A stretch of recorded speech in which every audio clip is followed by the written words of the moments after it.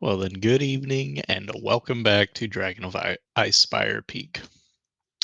Last we left off, we had a harrowing experience with a group of ghouls that almost ended in losing a party member or two. One of you was dropped down to 1 HP, one of you was in death savings throws, and then another one of you was almost completely fine.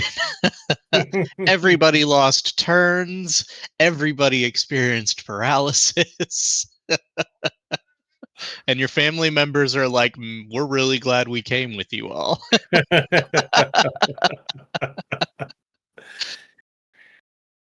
uh, but picking up from where we left off, I believe everybody decided that a short rest was in order.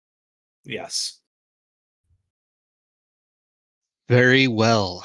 If you haven't already clicked your short rest and added your hit die, please do so.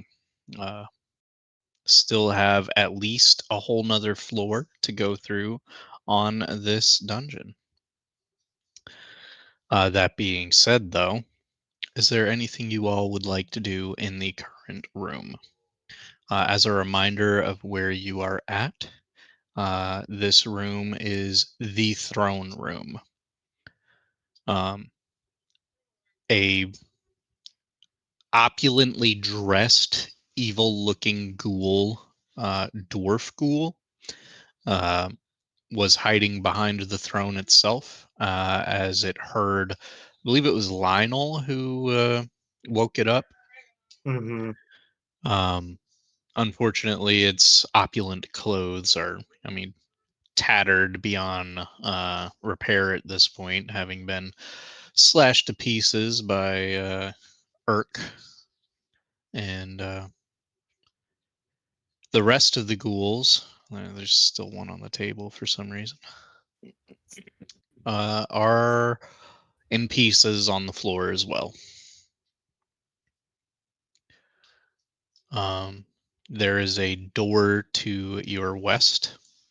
There is a hearth with a chimney that leads up, obviously, to another section because that is where most of the ghouls popped out of. They created quite a mess of soot and ash in that general vicinity. You have a staircase that seems to lead up over here. I apologize for my son. um, your The sound parents, of though, the sound effects for tonight provided to you by Lucas. Excellent. your parents, just for the sake of my sanity and leaving most of the exploration to you all, are taking a back seat at this point, letting you all make decisions, but offering assistance should you all desire it. So, what would you all like to do? Uh, I will get up after having rested for a little bit to regain some stamina, and I will at least take a look behind this throne before we continue on, just to make sure we're not missing anything. Also, Reginald is going to walk up to the throne, kind of look at it, maybe dust it off a little bit, and then pop a squat and sit in it. It is dwarf sized. So maybe like sit on the armrest. Okay. Uh, so dwarves like stone, right? So this thing is carved at very sharp angles. Um, it is not comfortable to sit on. It is a statement of power, and you recognize that as such just from your studies of dwarven history and all that. But nonetheless, you pop a squat, nothing significant happens. You do feel maybe a little bit more regal, like, oh yeah, this I could get used to this, being in a position of power. As you look northward, you see Urk looking up at you, and suddenly it's kind of like, oh yeah, he is not only smaller than me, but beneath me as well. And then you see, your parents in the background, and your dad gives you a thumbs up.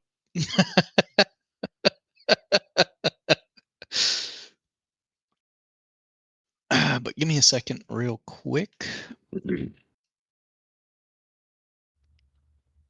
Reginald also sees Thorn off kind of to the side, rolling around in whatever patch of dirt she can find in frustration.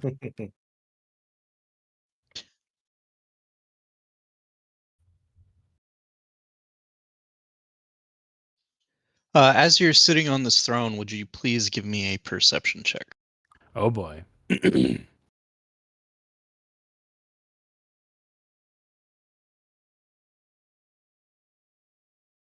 It's poking my butt, so I guess I perceive it pretty well.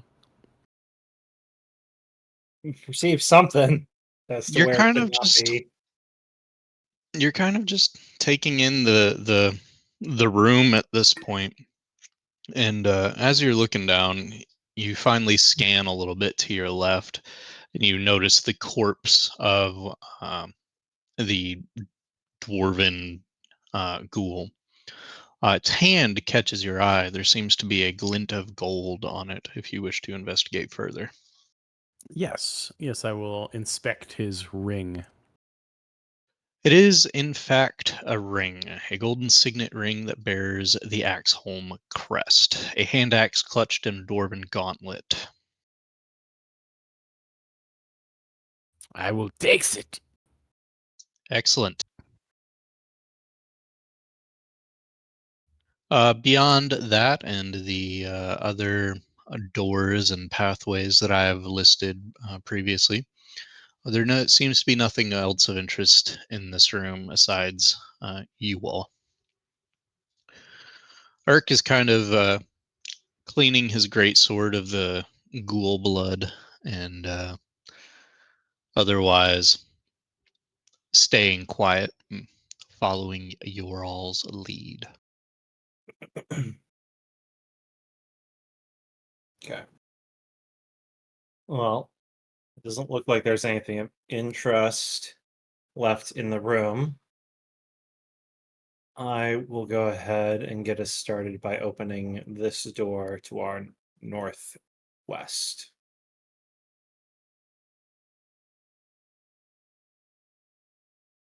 Do we hear anything in the room? Or like coming from below or above or wherever the next floor is? Give me a moment to answer Lionel first. The door that you have just opened is a guard post. Two ballistas point towards these arrow slits. As for your question, if you would like the answer to that, I would need a perception check.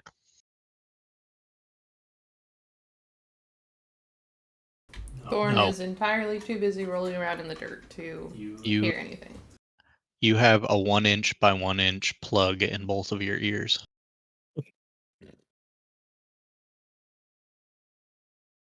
Oh no, the blood of our enemies has crusted over. Oh, so quick side note: I went to an ENT today, and they finally fixed my ear, and they pulled out the plug, and it was that big. It was like Yep. 1 inch by 1 inch. It was so disgusting.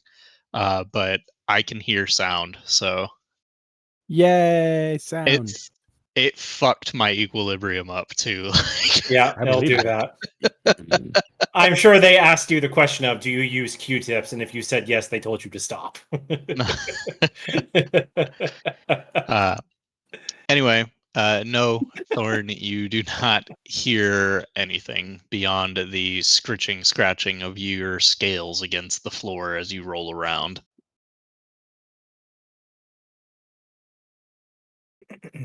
Lionel, I see you move to the west. Are you opening that door? Yeah.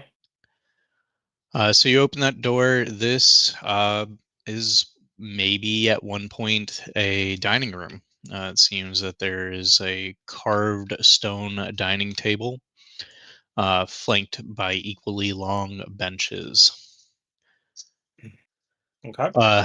North of that, that dining table takes up roughly 15 feet. It's the centerpiece of the room. North of that is a fireplace with a stone hearth.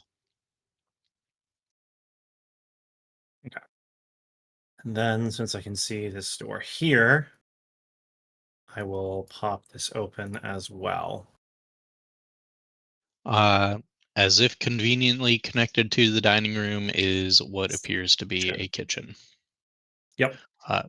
Plenty of metal dishware, utensils, and drinking mugs. All covered in a very good layer of dust, I take it. For the most part, there's another stone fireplace. There's also a kitchen sink with a faucet. They were fancy. Lionel immediately is like, "Oh, the craftsmanship. Wait, this is not what we're here for." As he goes to almost turn it on, and then as he turns around, sees Thorn there. They had faucets, but nothing else. What's a faucet? Think like a river, but you can pull it into a kitchen instead of having to go to the river. She gives you a look. Rivers don't move. I mean, they move. Exactly. Exactly. That's why a faucet is so cool. They're cold. Yes, it can be cold or hot depending upon the runes used on the handle. No, rivers are usually cool. No, you. Just turn it on and show her, please.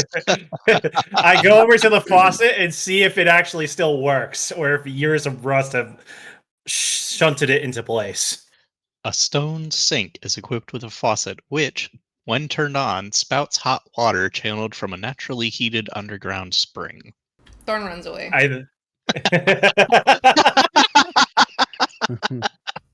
Lionel's casting magic! I just imagine like a cat hiss, and then she just immediately bolts from the room. I don't want to be in there when more ghouls come out.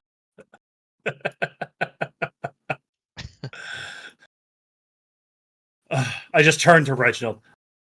I introduced her to what a faucet is. Well, if you were casting magic, I suppose. It was magic.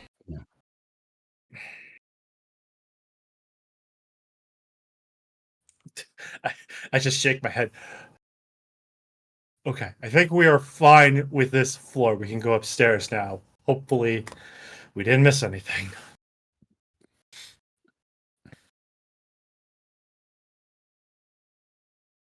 Very well. So, recap, we have, for the most part, gone through the entirety of this area. So you all wish to move upstairs utilizing the staircase that Lionel is approaching. Yes. Assuming it is yes. Yep. The easiest access. All the other ones are back like 2 rooms.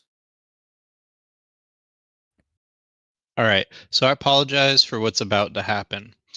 For some reason, this map is skewed. Okay.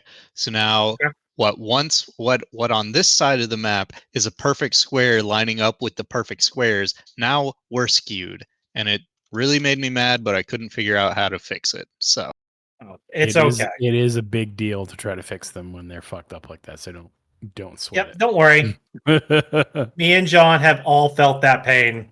Yeah. Yep. And there's All no right. reason why it shouldn't. And there's So- nothing you can do about it. Accurate. let's see.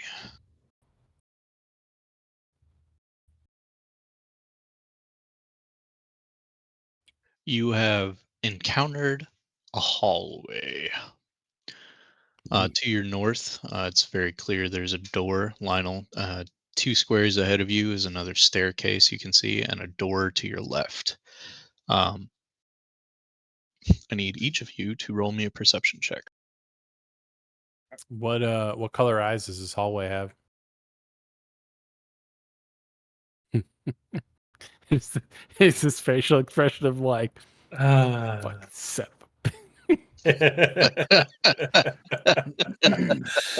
uh,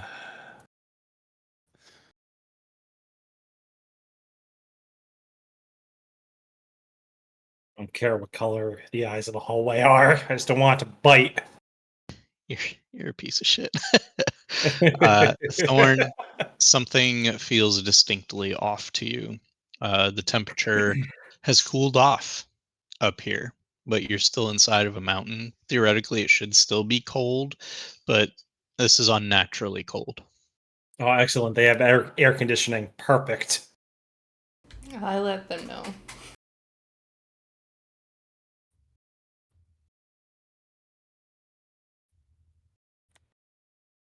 It feels cold in here, and it feels like the hallway is slightly skewed. Yeah, it's Like everything's off by like 3 inches. You sure that's just not the cold talking? I mean, maybe. And what do you mean by cold? We are on a mountain. I don't. Thorn doesn't know how else to explain cold to you. Like, temperature. Okay, do you mean cold as in normal cold or unnaturally cold? Thorn doesn't know. It's just fucking weird up here, okay? so. As you all are going on, grab this.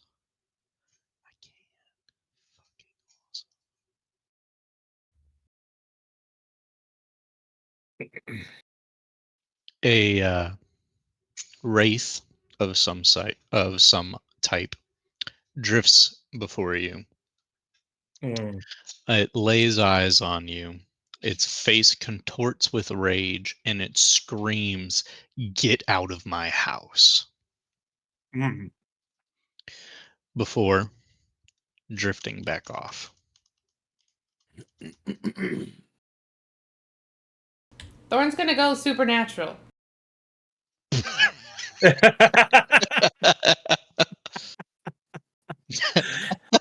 Hey, at least she was able to draw a conclusion. Hey, That's fuck good. you. Okay. Thorn is a creature. She's not stupid. I know. Well, at least it screamed at us to get out versus trying to devour our souls and flesh. It's just waiting to do But that. don't remind me. Just don't remind me. I've had enough things try and eat me today.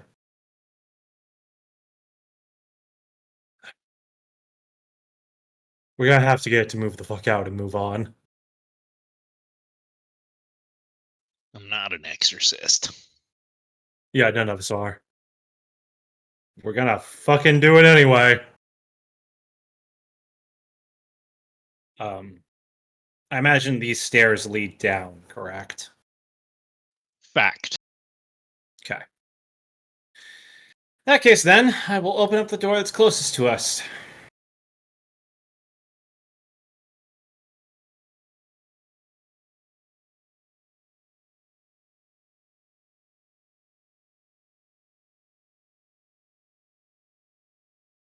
The middle of this room stands a carved stone tub filled with gnawed dwarven bones. The tub is equipped with a faucet which, when turned on, spouts hot water. A stone plug seals the drain in the tub's bottom. To your south Mm-hmm. is a chimney that is covered in soot with claw marks.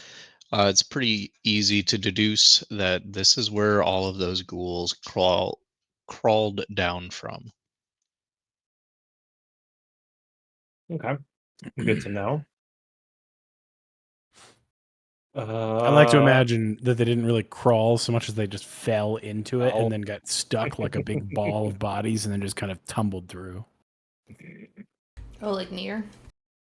Yep. Yeah.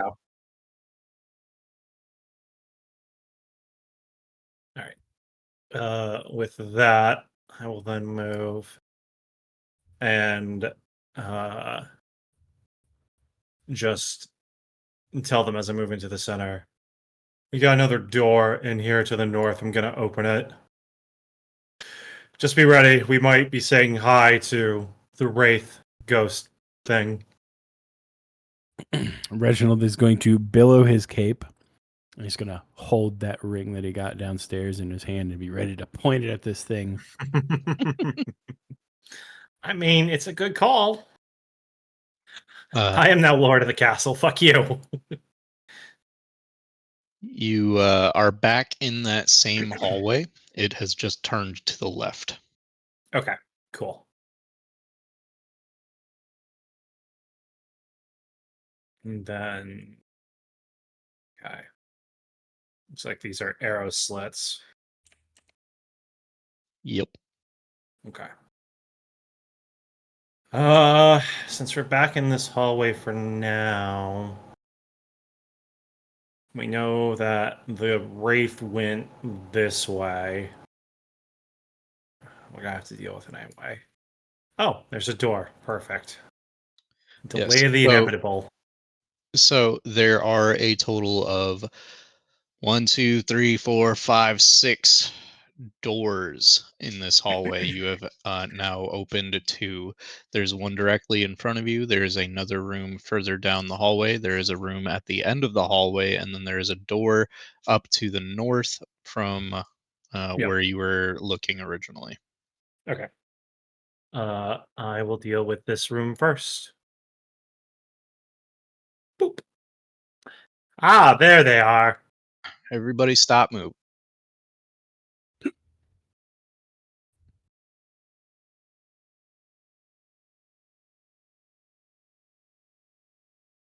The luminous, wispy form of a female elf floats before you, its face wreathed in a tangle of gossamer hair, its body clad in spectral rags that flutter around it. The apparition's face becomes a mask of rage as it sees you again, and it will let out a scream. Oh, glad to see they're keeping that the same over the years.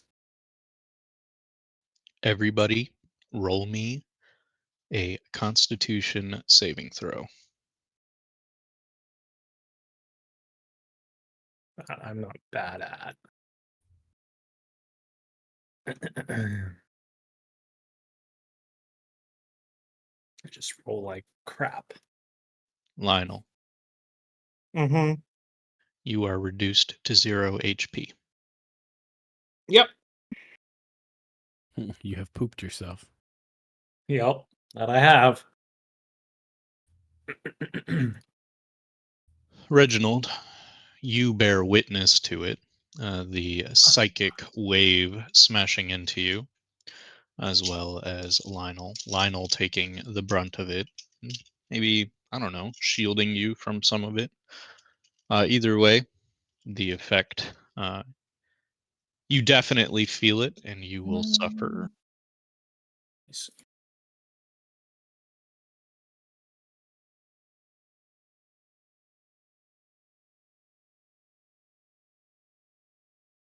15 points of psychic damage.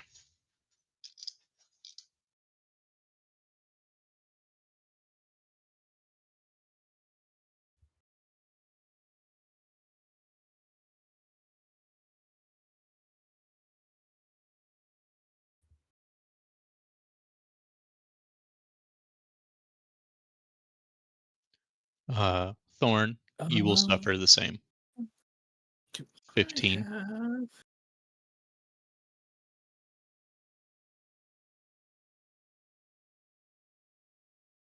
There. Oh.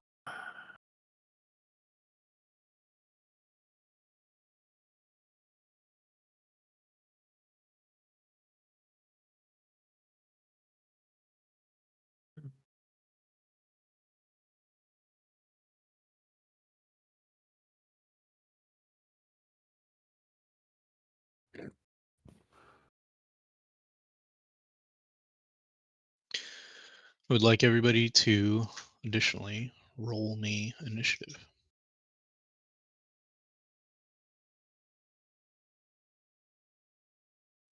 I'm stable, right?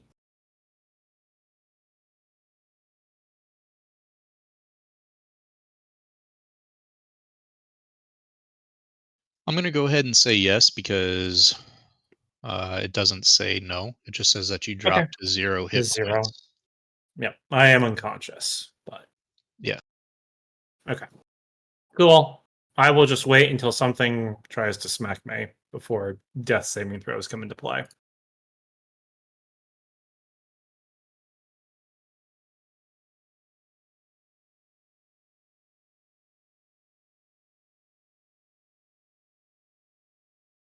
Do you still want me on the turn order too, or no? Yes. Okay.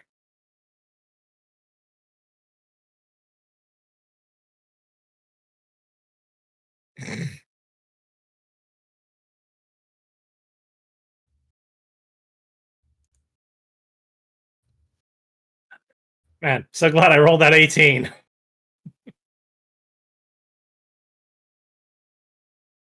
Can't win them all. Mm-mm. Nope. Just means I nap first real good.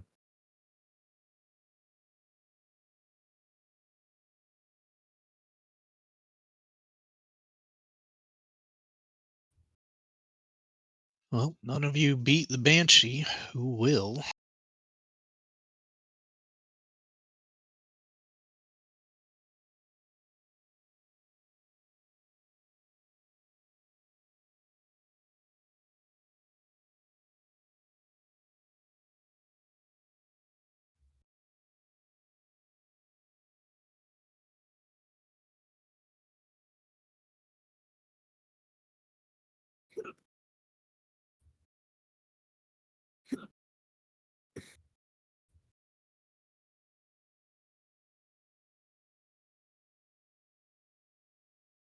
There's a 15 hit, Reginald. No. Not with mage armor. Unless we decided that I didn't have it active, in which case it would hit. For your sake, I'm going to say it's active. Fair enough. I can never remember what the active status actually was from previous and forget to alter it or change it. So I look at it and I'm like, well, it's still there, so I think it's active, but I can't remember if I actually put it back up or not. But at the same time, how long does it last for? The whole day. So, Oh, it lasts the whole day. yeah, pretty sure. Lasts for like 8 hours, I believe. So essentially the whole day of adventuring. Mostly the whole day. Sure. If that's the case, I'm pretty sure you cast it when we were coming into this place. So it would still be up. I vaguely remember you casting it at some point when we first got here. It was either the last session or the session before that, but Yeah. So, Banshee, after letting out a deathly scream, drops Lionel and then hovers gently over him to reach Reginald and reaching out with a very cold hand that grasps your mage armor, but otherwise has no effect on you. But that will bring us to Thorn's turn.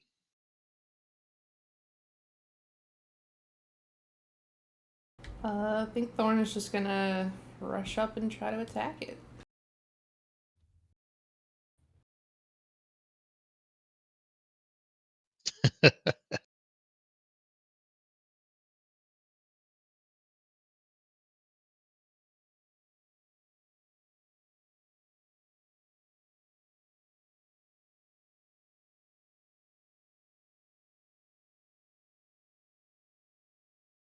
With. Oh no, I'm sorry, I missed the second one.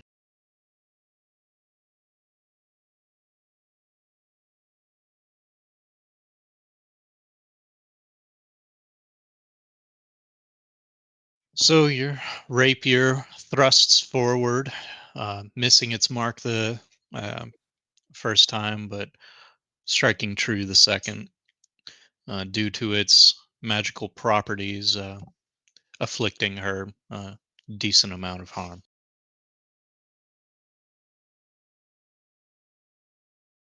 Okay. And for my bonus action, I'm going. You guys don't need that yet.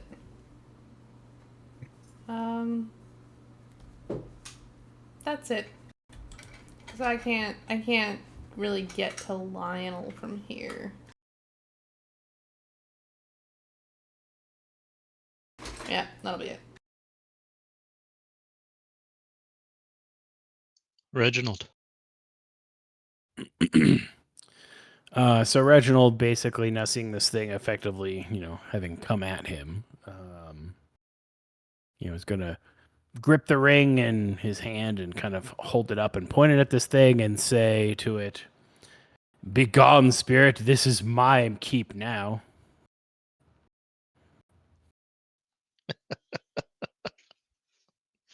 The spirit laughs in your face, a very mocking tone. God, I wish I could make that vicious mockery. As the dwarf failed before you, so shall thee. Oh shit, she got a body sheet. All right, well. Let's see. This is not evocation, so I can't use that.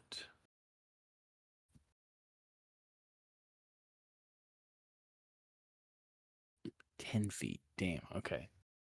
I was thinking I was going to do something really cool, but it would basically be bad. So never mind. We will hold off on doing that. I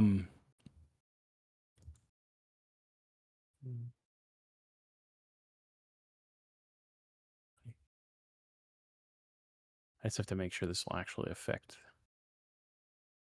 Best I can tell, it will affect. Oh, nope. Never mind. So that idea is out the window. All right, so let's do.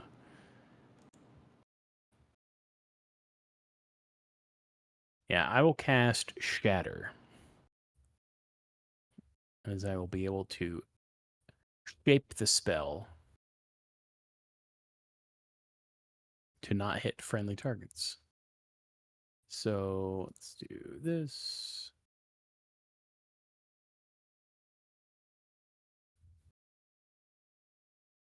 So my ability to shape the spell at level 2 is 1 plus the spell level, which is 3 targets, which would be myself and my friends currently within vicinity of it. So I need. Is it half damage? Yes.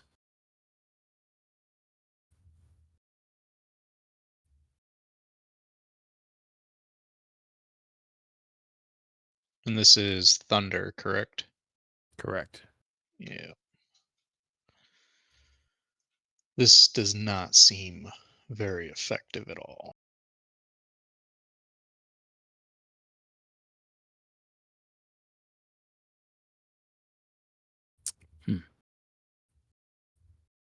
Well, that's not the best thing in the world.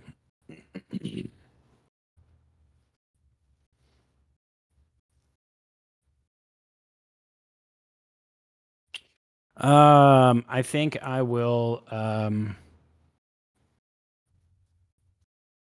really run away in safety at this point. I will billow my cape defiantly and end my turn.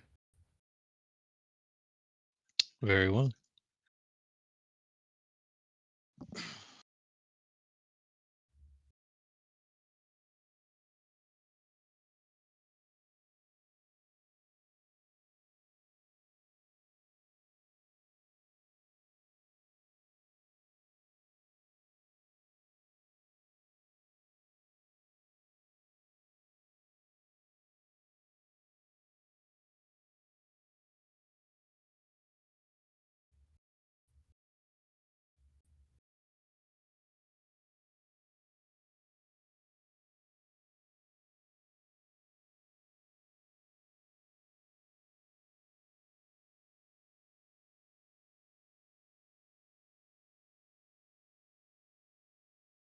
apologize. I had this figured out earlier, trying to get a great weapon attack to go on with Great Weapon Master, but it's still not fucking working.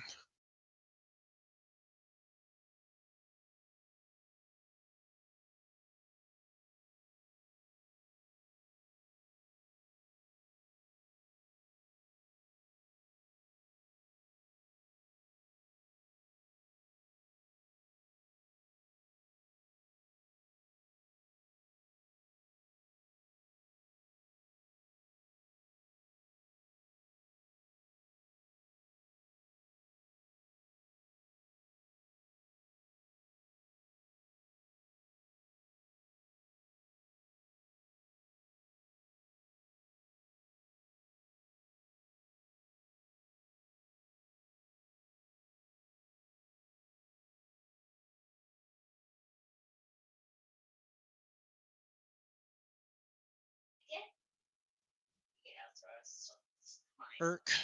Oh, I'm supposed to roll with advantage.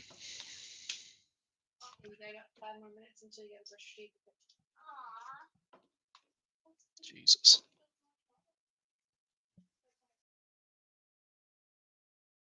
Irk devastates this fucking thing. Good.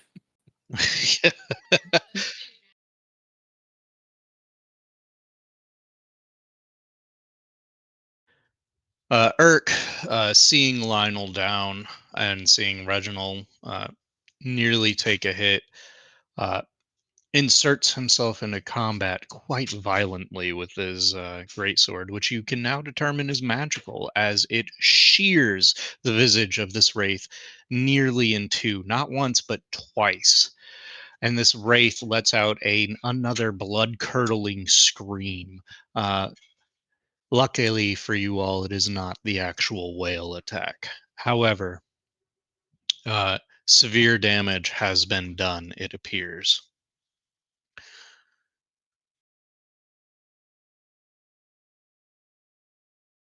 Lionel, we will be skipping your turn. Mm-hmm. I'm unconscious on the floor. I don't have to take part in this. You're taking a nap. An unwanted nap, but a nap all the same. Right. One with I no need- HP. I need a wisdom saving throw from Thorn and Reginald.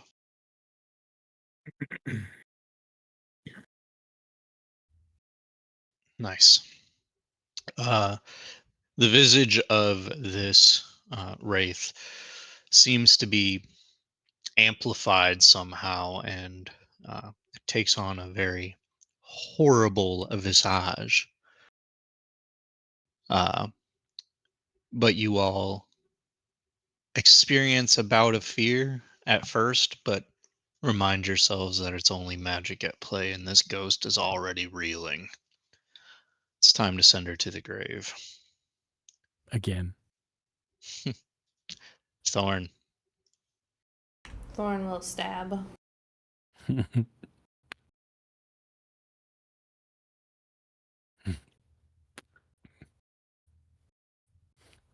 Oof.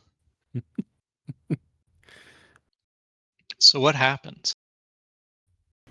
I think that Thorn almost seems to mirror Urk a little bit, in that it's kind of like almost like a Simon Says game at this point, and she kind of like does what he does, but with her significantly smaller, thinner, faster weapon. Kind of like anything you can do, I can do better. And she just slices into the thing. Its ghostly form seems to dissipate on the second blow as it takes the first hit, survives it, begins to let out another wail, and I just picture that rapier going into what would have been its throat.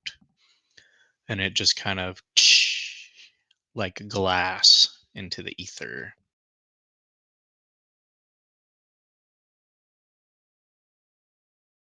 And after it is down, uh, Lionel, you can be brought to wakefulness as Urk uh, smoothly puts his great sword on his back and grabs you by your scruff, lifts you up, shakes you a little bit. Which, I mean, lifting you up, you're medium, he's small, you're on your knees getting shaken by a toddler at this point. Very strong toddler. But you wake up. Welcome to consciousness. You're not dead. Doesn't that feel good? Ugh. Stop shaking me. And he drops you like you're a sack of potatoes.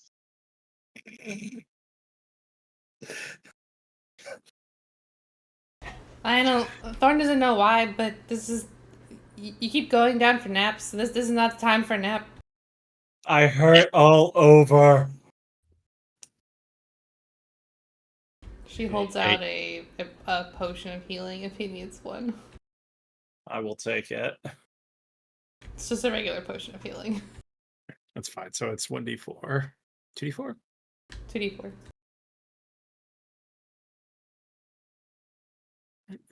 2d4 plus 2. Oh, wow. I got max. Neat.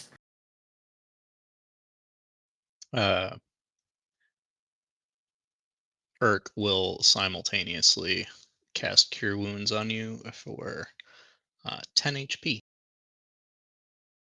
Sweet. Look at that. Now you're doubly not dead. Yeah, I'm doubly not dead. I will also consume my own potion. Look, this guy chugging. Chug, chug, chug. Calm down there, Kool-Aid man. Oh, I'm sorry. You didn't get yelled into oblivion. Not scared of no dead things. Big old pansy. Scared you so hard your brain fell out your ass.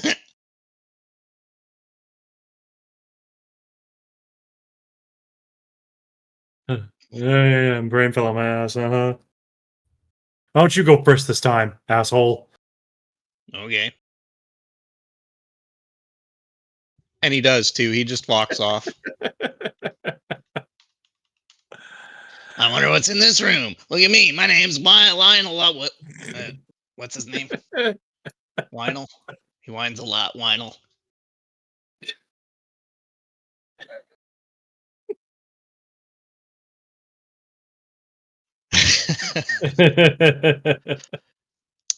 Urk shoves open this room, and you all see a bedroom.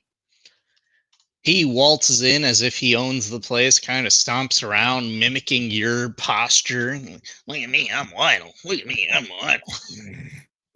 Otherwise, making a nuisance of himself. But the room itself is actually, pretty impressive. It's a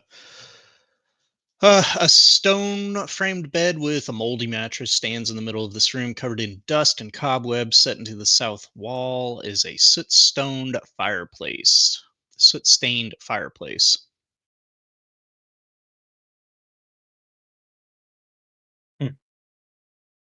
I'll take a look around the room just to make sure we're not missing anything. Roll me a perception check. Yep. Can I roll 1, 2 since Thorn is in the room and she's kind of looking around too? And you don't trust Lionel for good reason. I wouldn't trust Lionel for good reason.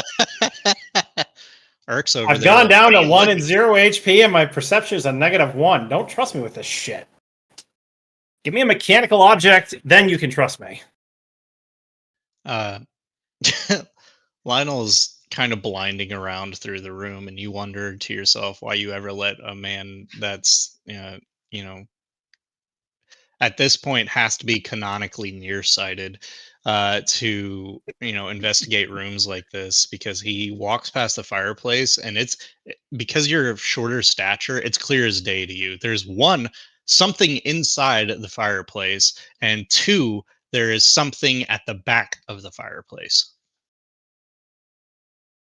Thorn immediately takes up cat crab stance. And it's just like staring at the fireplace. Irk, as soon as he sees you go cat crab, draws his greatsword. I don't know what it is, but I kill.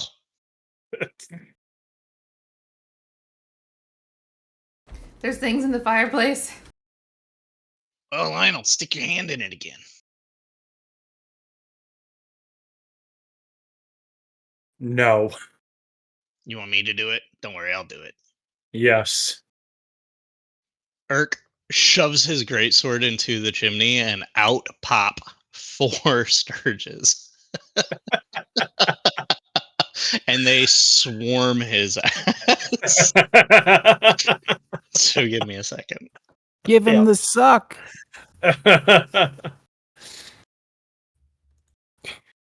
3, 2, 6, and 4. They all latch onto his armor but can't find purchase. And he's immediately like, oh my fucking god, what the fuck?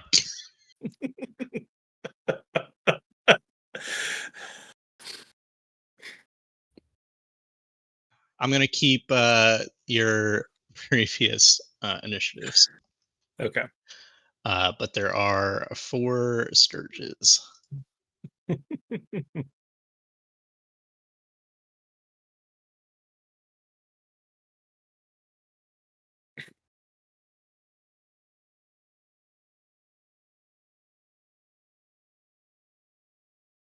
All you have to do is hit them, I promise.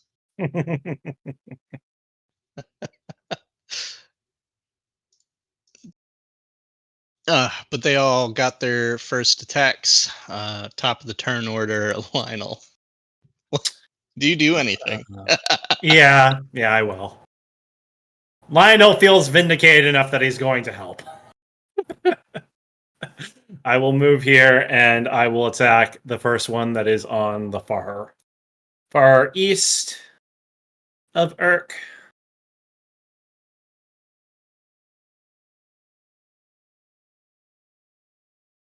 Uh, 26 to hit Yeah.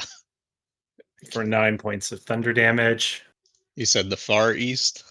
Yes, yep. Cool. And then I will use my second attack to try and hit this one right in front of me.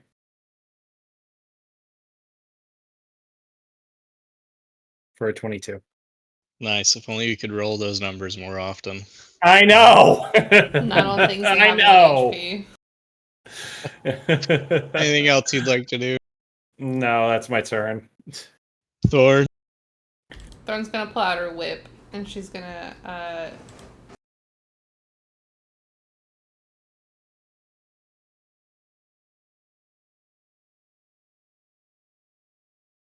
Okay.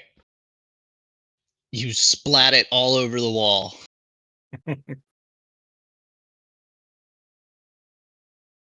Jesus. All right, cool.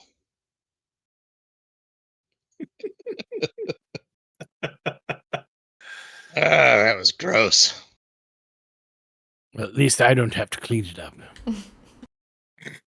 Hey, I didn't get nothing on me like old Bloodhead over here did. You said that there were things in the fireplace and at the back of the fireplace? Yes. Would you like to investigate? I would. Approach the fire. No. Then you're not investigating it. I can assist you.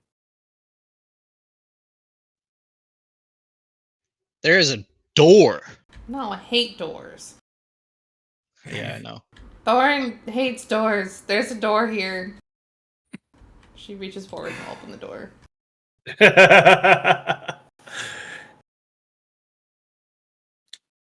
Only this door is a mimic. The door swings open easily. To the south, or into that room, is a giant iron chest with clawed feet.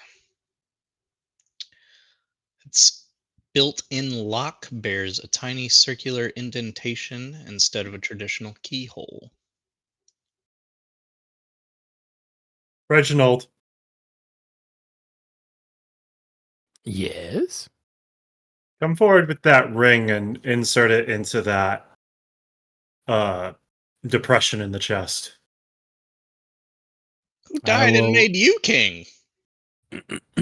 I will. Well, I mean, I have the ring now, so I guess technically I kind of made myself king when I took it off the dead body. But I'm gonna take my decoder ring and I'm gonna push it into the indentation.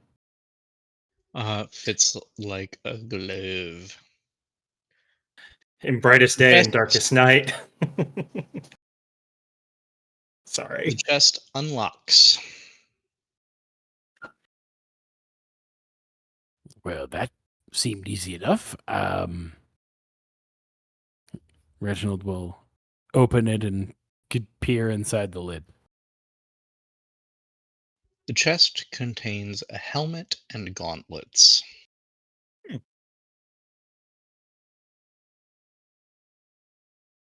Neat.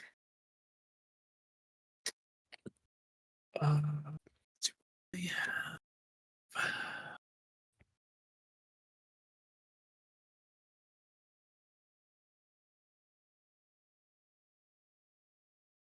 Some particularly powerful helmet and gauntlet.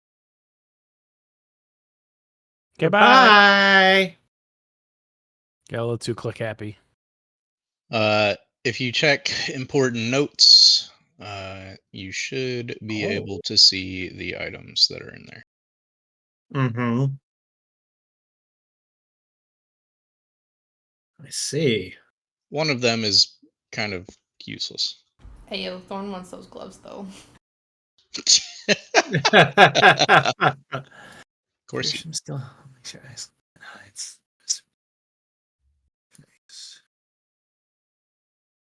I mean, you want the gauntlets? Go ahead.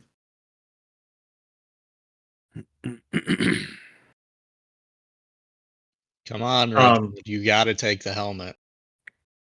I'm looking at it, but Glowing. I'm trying to figure out whether or not it would negate or give me any penalties to magic casting while wearing it.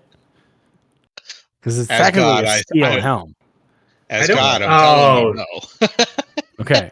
All right, then I'll grab it and I'll put it on my head and be like, "What is this thing?" And I'll put it on. Your eyes glow red, and the rest of your face is hidden in shadow. God damn, And your- Sauron, calm down. Billows my cape. your cape billows of its own accord as if another piece of the set has been found. um, am I able to deduce what these items will do out of curiosity because of my skills and my background in forging it all? I'm just gonna tell you that you know what they do. Okay. There's a note on each one that says, "Hey, this does this and this one does It's a that." sticky note. By the way, I wonder what this helmet does. Lionel just looks at the note that is now on Reginald's forehead. Well, congratulations. The helmet makes you appear more fearsome. And those gauntlets, you're going to be wicked strong there, Thorn. I think Thorn's just got them on, and she's just like running around hitting stuff with them. Thorn doesn't normally wear like super like metallic heavier armor, and now she's in a fucking what armor is she fucking wearing? She's in fucking scale mail now, and just fucking gauntlets. You will have to attune to those gauntlets, though. Yep, it's just a short rest. Yeah. See, when Urk opens doors, it opens doors to other doors that are cool. I'm sorry, that sounded better in my head. We found cool stuff, and you're welcome. Urk storms off outside of the room, embarrassed. I will be right back. I'm gonna go start getting Luke ready for bed. Yep. Okay. Put him in the ground. It's not where he belongs. You know that. I mean, maybe like Minecraft underground, like diggy hole. Get him to work, dig some stuff for you, get some diamonds. Yeah. But you gotta give him the tools for that, though. You gotta give him a shovel, and hopefully he doesn't hurt himself with that. That's very fair. That is very fair. Also, I like the gift that I posted. I attribute to being Thorn with the new gloves. Oh God, I can't wait to see this. Oh yeah.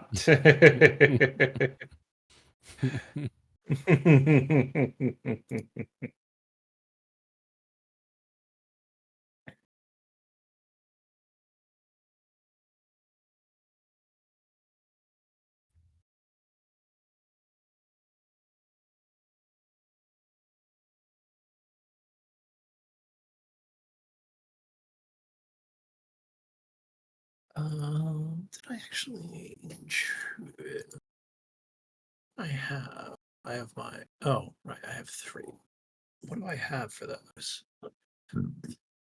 Mm.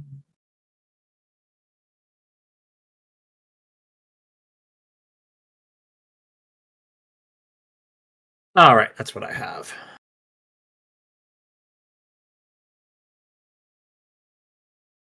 And I can change that based on how long does it take? I have to finish long rest. Okay. All right, I'll probably have to change that one next time.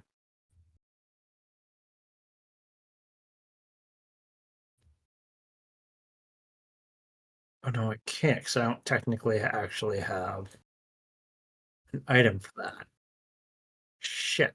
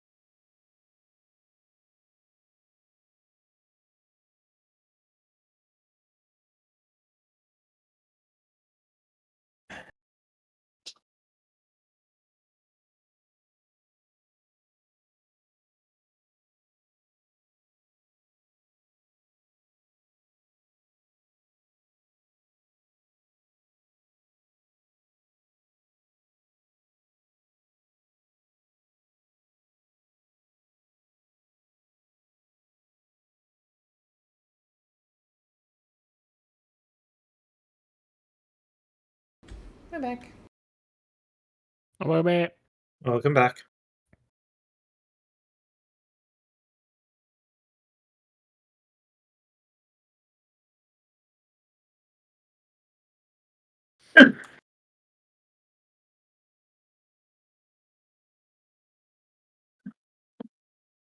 Thorn's down at the hall, at the end of the hall. Urk is down at the end of the hall, pouting, trying to get over being embarrassed. So I will open the door, and while I open the door into the bathroom, I will look in, see that it's a shitter. A double shitter, even. Ooh, they're fancy. Double shitter.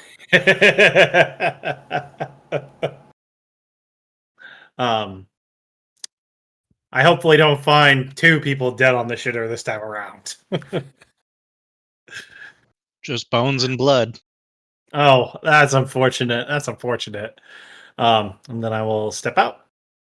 And then we'll head back down this way and start to head towards this door. As I pass Urk, I will, if he is still there moping about being embarrassed, I will just put my hand on his shoulder. Don't feel bad. I've discovered all the shitters in this place. Then I will just head up north.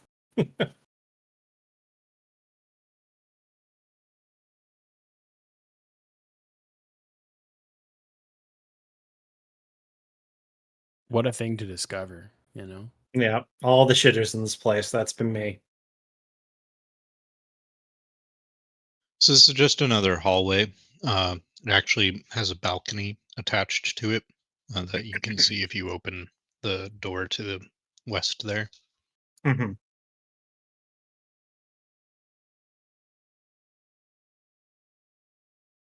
That looks down over the mustering hall. You can actually see your parents down there. Okay. And You then are this. some ways up, so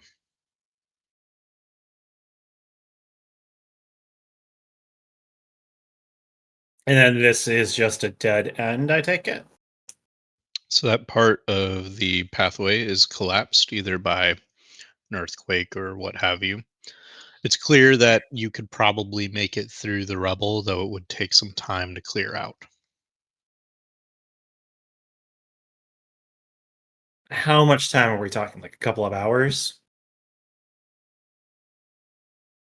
Or is this like days and days for a project?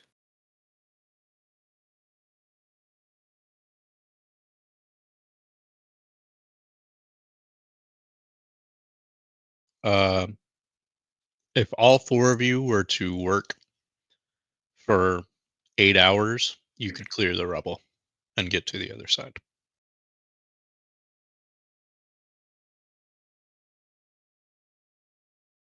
Looking at it, I'll just look back to them. I mean, it's going to take us like 8 hours, but I mean, we do need to clear this place out, and besides, we'd have to clear it anyway, just to make sure nothing comes through here once we move all the citizens up here. We don't even know what's back there. That's part of the point and the problem. It Urk could be a holds dead up a end.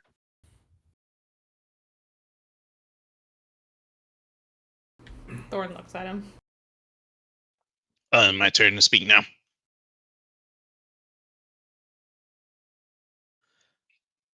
I just want to ask, you want to clear out rubble. When we've encountered like 16 flights of stairs in this place, there's bound to be one of them that leads to the other side. I'm just saying. Usually, he does present a good point. I didn't even think of that. Because we only saw the set of stairs that came up from the throne room, and then the other set, which we don't even know where that leads yet. You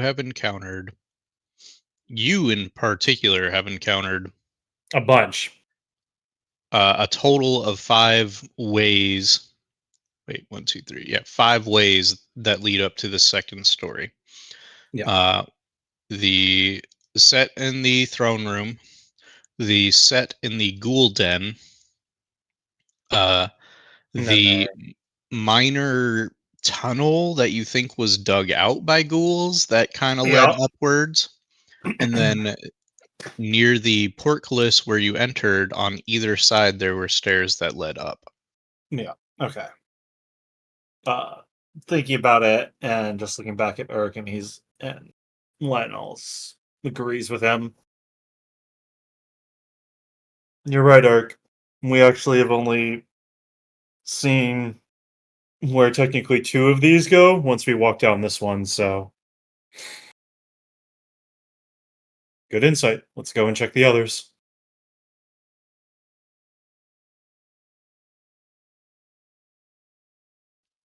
Where would you like to go?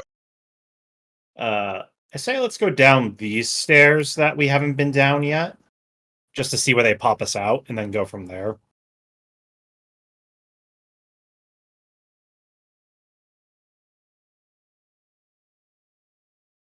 You recognize this as the room that Irk said, "Oh, there's only a few in there. I think I can handle them." Yeah, And you all came and there's a lot assisted more. him. Yeah. Okay. He got Shrek'd a little bit. He did get paralyzed. Yep. I think the ghoul tunnel the tunnel that was dug out was here. That led up, right? Yes. I say let's go up this one since judging from the way it was constructed, this one was more than likely dug out, so that's the most likely to cause us problems potentially if something is up there. Irk raises his hand again. Mm. You're pretty big. This is pretty small. You want me to go scout ahead and just haul ass back in case there's more, creepy crawlies? Thorn can come with. Thorn's good at digging, Shoot. crawling, climbing. Do it in pairs of 2, as we have decided to do just to be safe. Yeah, it makes more sense. We don't know what we're going into, so if it's narrow up there, like it just we can Yeah. lead them into an open area. Yep, I get you. Irk and Thorn will make their way upstairs.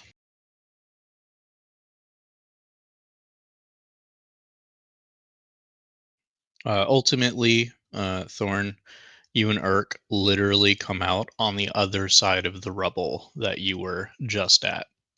You can tell it's the same earthquake, and you're in roughly the same general area that you would have assumed that you would have been previously, just north of it on the other side of the rubble. There is a door that leads to the north. Other than that, there's nothing. Thorn kind of looks at Irk. Should we let them know, or should we just open the door? I'm going to open the door.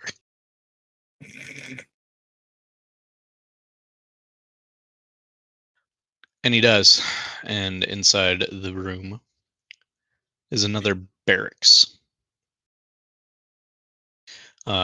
This room, however, is trashed. All of the cots and chairs and tables are all rubble at this point. But there is another door to the northwest. Do I hear anything coming from the fireplace? Or what I assume this is a fireplace. It is. Roll a perception.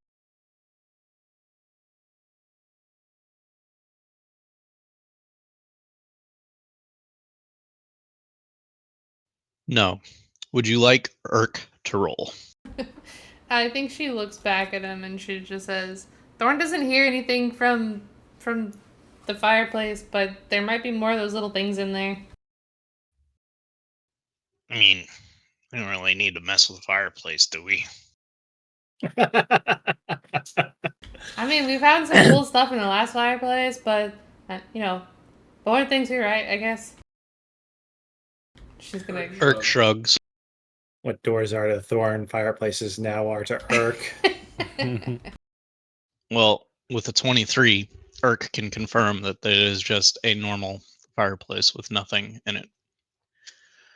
But he does look at you and he says, "Makes me a little bit nervous that this room is trashed and there's no sign of ghouls. So maybe we go back and grab them and regroup up here."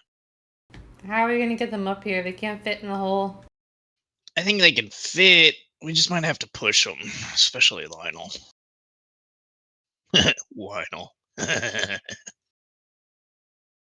Okay, I'll come back down here and I'll keep an eye on the door. You go down and get them.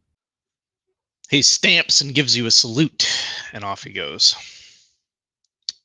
To Lionel and Reginald, he relays the information that he has encountered, and says that the room just ahead is cleared of enemies, especially little tiny blood-sucking ones, as he makes eye contact with Lionel. An understanding passes between them. And Lionel, you're a bit broad, but I think if I push you, we can make you get through. So Okay. Thorn is gonna start working on just using her hands and claws to widen the top of the tunnel as much as she can. Like any dirt she can kind of tunnel out just to help widen the exit. It's fine. After Reginald starts to go up, Lionel will go up after him. it takes some doing. Kind of counts as a rough terrain for you all, but you all managed to make it up. So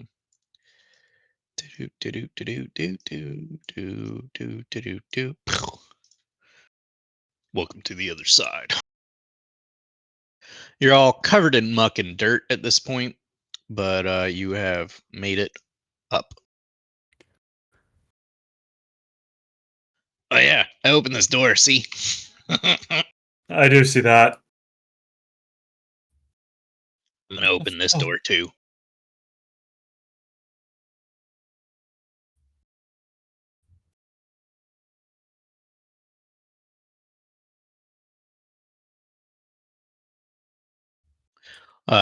Irk kicks open the door very loudly and obnoxiously, maybe a bit nerve-wrackingly so, and enters this room, kind of looking around, making his way through. Oh. Fuck, is this a chapel?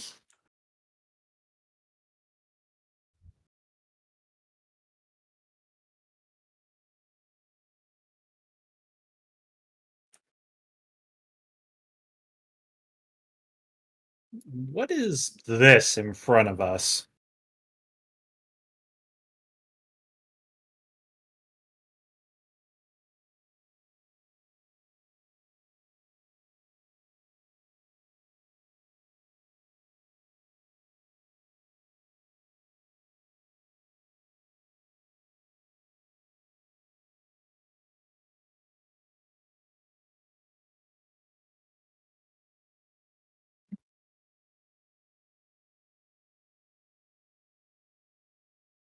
So those are 3 empty cauldrons.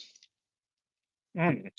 Um, so this room is basically an upper bastion, right? Directly below you would be what was the entrance to Axeholm, Oh, right? tar and oil. So, yep, that's what would have been filled with tar and oil to drop on incoming invaders, as well as to the north, east, and northwest. You've got several ballista emplacements to shoot out of those arrow slits. Mm-hmm. But I need everybody to roll me a perception check.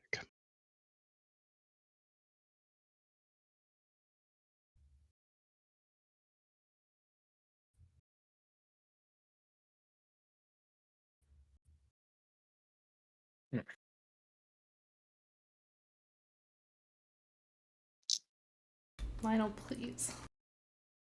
I have a -1. What do you want? Greater than 10? A 19. No, I'll even take a 16. no, Greater than 10. no.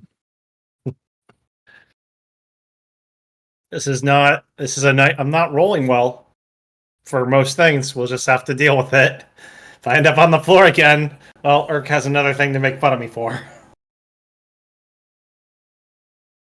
Nobody move. I'm not moving. I'm too involved with the tar and feather, or the tar and oil setup that they have, and wondering how well the gears are put together.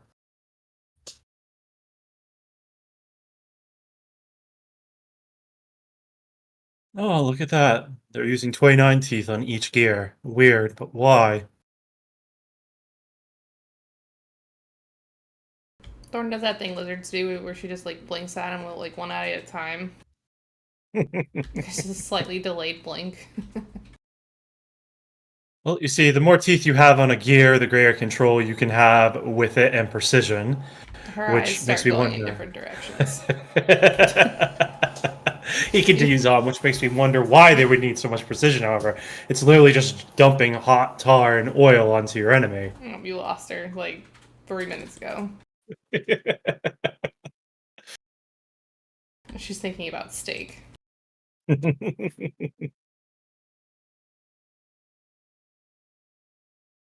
wonder what kind of geese or ducks or fowl they used for these feathers. I don't want to alarm you, but we're not alone. There are things above us. Oh? I mean, Lionel looks up. And there they are! He's just like, what are you talking about? There shouldn't be anything. Fuck. Lionel, as you look up directly above you, Oh, no! I don't want the nasty grub to land on me. Ew! Oh, that ain't a grub.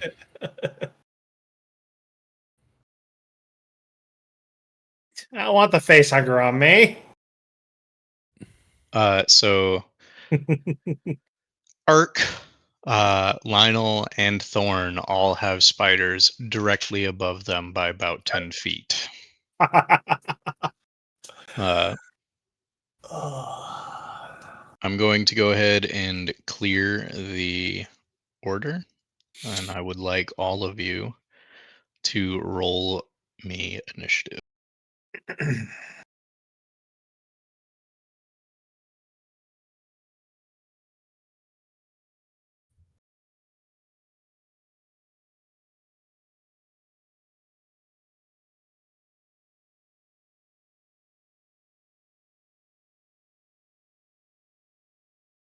Not just any initiative, but 16-16 initiative. Mm-hmm.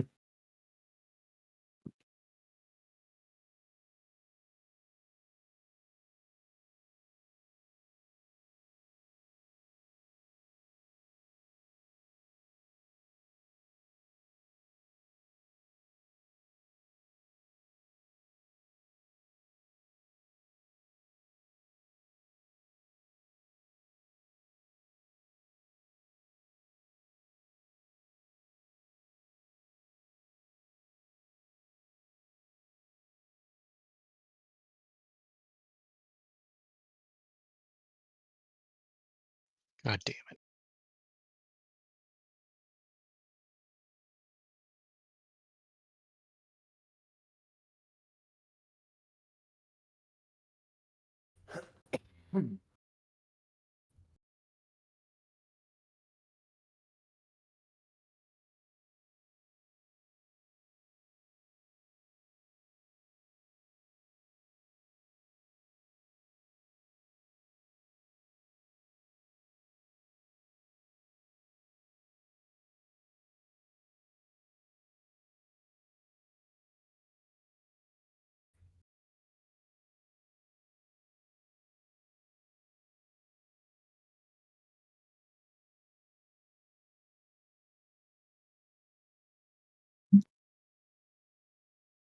Oh boy.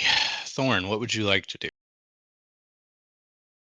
Are any of none of these things are within 5 feet? They're all within 10, right? Yes, they are all roughly 10 feet above you. Okay. Do this is probably a stupid question. Do they look like they're about to attack us?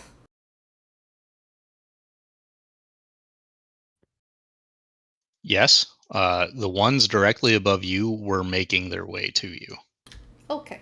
Thorn's gonna take out her whip and she's going to strike at the ones one of the ones closest to her. I assume, yeah, the one directly above her.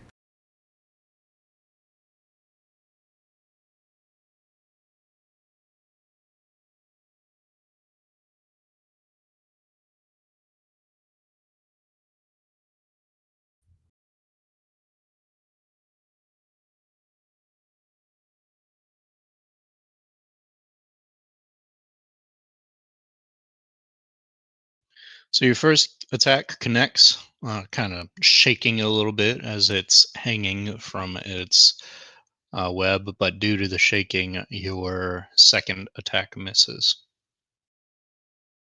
Bonus action, I will use Draconic Cry and just let out a little bit of a growl at these things. So any enemy within 10 feet of me, until the start of my next turn, myself and my allies have advantage on attack rolls against them. Probably should have done that before I attacked, but oh well. Lesson learned.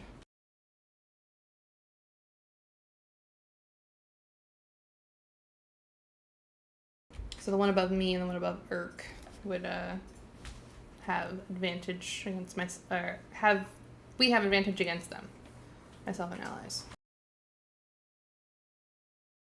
Sounds good.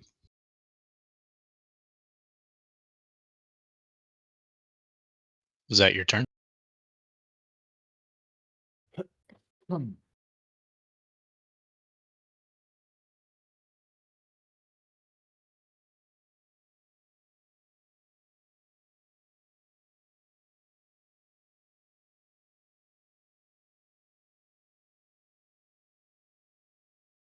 So that one kind of just makes his way to you. He gets within, almost within striking range. He's about 5 feet out, though.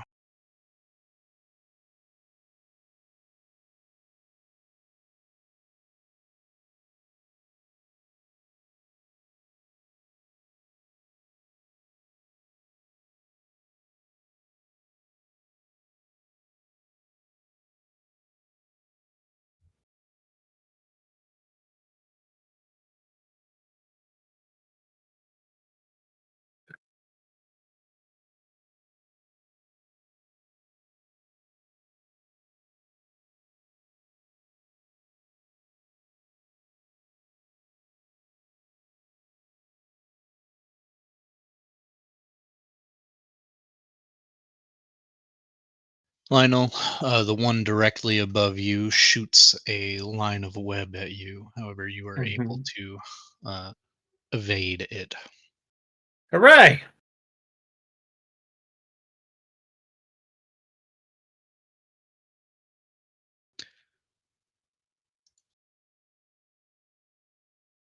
Reginald, you experience the same with an apt amount of evasion. But that does bring us to your turn. Tell me you have it. I have it. And I will be deploying it. Right at my fucking feet. Well, I mean, or, up in the air to hit them as obviously as I can within 20-foot sphere. So 10-foot diameter.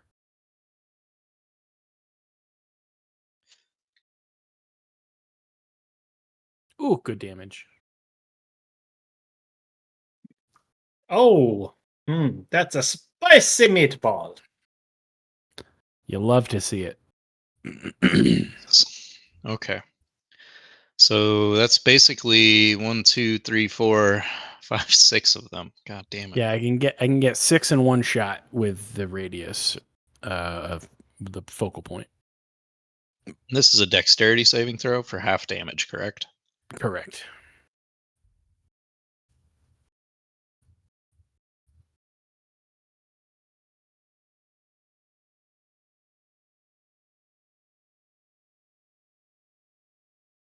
DC is 14, so this one fails.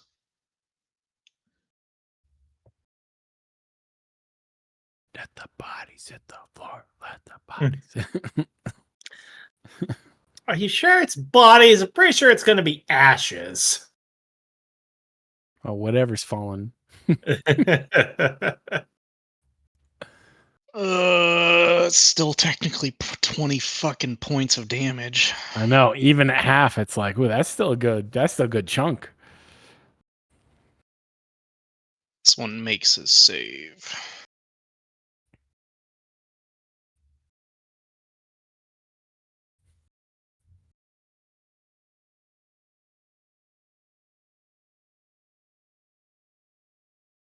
This one fails his save.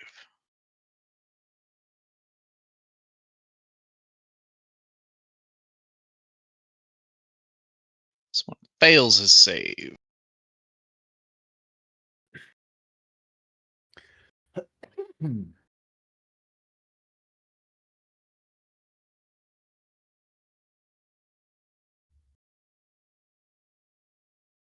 And it doesn't matter if this one makes it or fails it. So now, a secondary effect takes place because you threw this fireball up despite my recommendation to throw it down. Oh no. The webs above you instantly alight. The room is lit up as the depth of the ceiling is revealed, and it is indeed a very tall ceiling. Embers rain down on you, debris and detritus, maybe a corpse or five. Doesn't matter. It's all ash at this point. There are several thuds. Lucky you, none of them directly above you. However, this one will experience some falling damage. No, the spider. Got him. And as will these two. Nice. He killed a bunch of them. He set their web on fire and brought the rest down to earth. What more can you ask for? Honestly. That the roof be made of stone. Well, I mean, it is ish. The roof is in fact made of stone. Good. That is all I can ask for then. Your parents, you can hear them going, "Ooh, that's my boy." But yes, that happened. Congratulations on major damage. I believe a grand total of 5 kills and damage to literally every enemy on the field. His menacing stare and his billowing cape will end his turn. Bitch.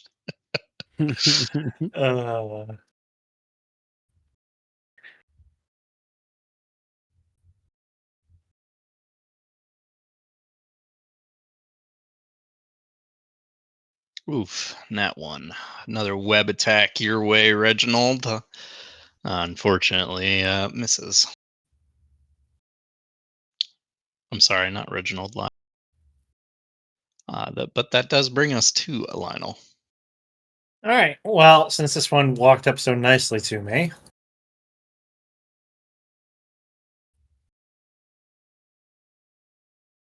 I am going to try and squish it. 9 to hit. Whiff. Okay. And my second one, 24 to Nice. hit. For solid fucking damage, too. Mm-hmm. Still standing. That is my turn. Since Very I'm well. not going to move, and I don't feel like shifting right this second.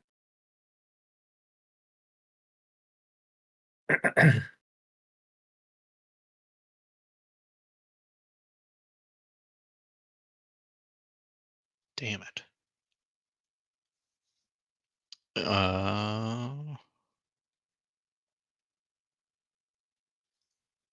Urk is now restrained by webbing.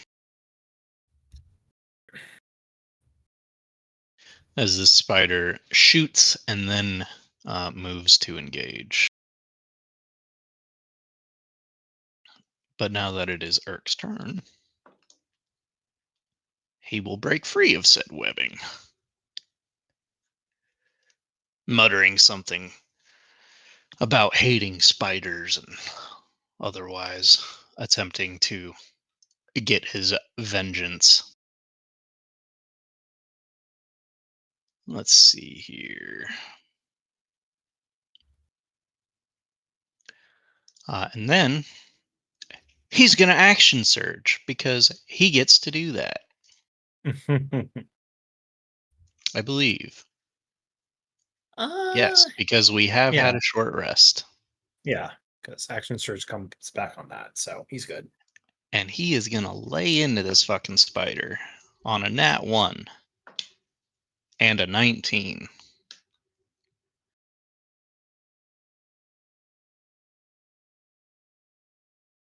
Wait, he has advantage on these. I think, right? No, these are these Not the same that one. enemies? Not no. Not okay. These ones were further away.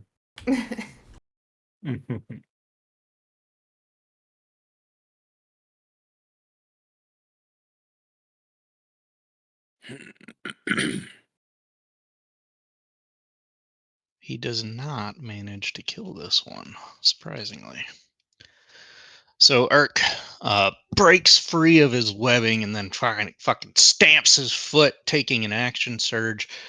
Goes to thrust his claymore into this spider, misses by a hair's breadth, then sweeps the spider's legs out from underneath of it and comes back over with a slash, dealing decent damage but not ending the creature.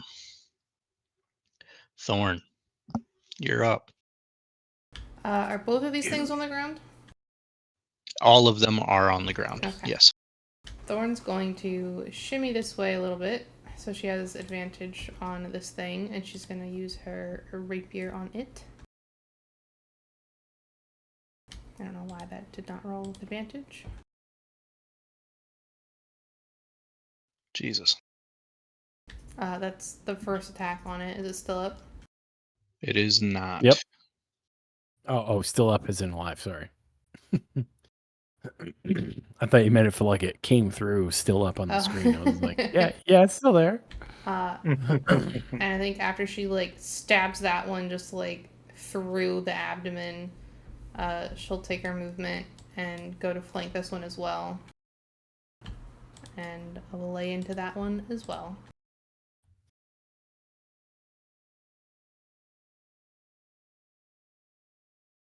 You managed to end both of them. Anything else? As a as a free action, she takes one of the legs in her mouth and just shakes it like a dog. Excellent. And that's her turn.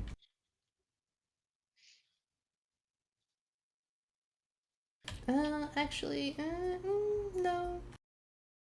Let's see, how much was that? 5, 10, 15. I'll go here. And bonus action, Draconic Cry again. So, allies will have advantage on the 2 that are here. Okay. And that's my turn. I lied earlier when I said all of you were free because on my screen, Lionel's token is eating the spider token was directly above him. So I'm going to do 2 things. I'm going to roll damage for the spider taking fall damage, but Lionel, you as well are going to take that a bit of bludgeoning damage as this thing lands Bounces on off you. me. Got it. Yes. That total being 3. Okay. and it's gonna kind of roll out of your square so that way I can fucking see it. Oh, motherfucker! But yes, it is that thing's turn, so it will use its movement to go back to standing. And I'm sick of trying to fucking restrain you all. So at this point, I think I'm just gonna swing. God damn it! Swing and a miss.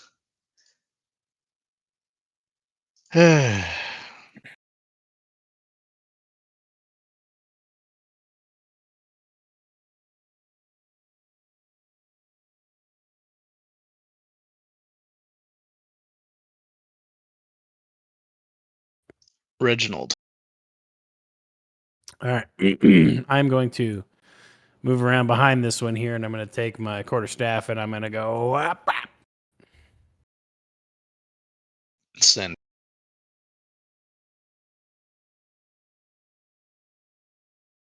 I don't think that whopped pretty well. It did not. 12. Mm-mm. Well, I was all energy, and I menacingly did that, but it just didn't do anything. So Did you roll with advantage? I did. Okay. It was a 12 was my hit. So I will end my turn.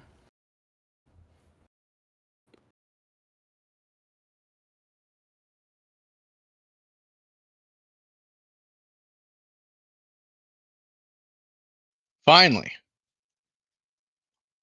All right. You are going to take, Lionel, 10 piercing damage. Owie. Hang on. I might have a thing. Hold on. I think Urk has a thing too. While wielding a shield and a creature you see attacks a target other than you within 5 feet, you can use a reaction to impose disadvantage on the attack roll. I would like to do so. Well, either way, it was a 20 and an 18, so. Oh, okay. I still get I that. tried, That's Lionel. fine. Sorry. You tried. I Okay. appreciate. Well, since you tried to do something, Urk's going to watch you react and simultaneously react.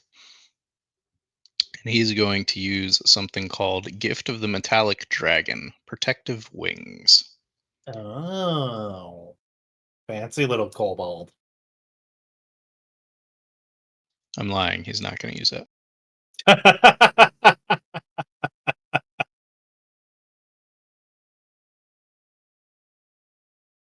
It's a good feat, though.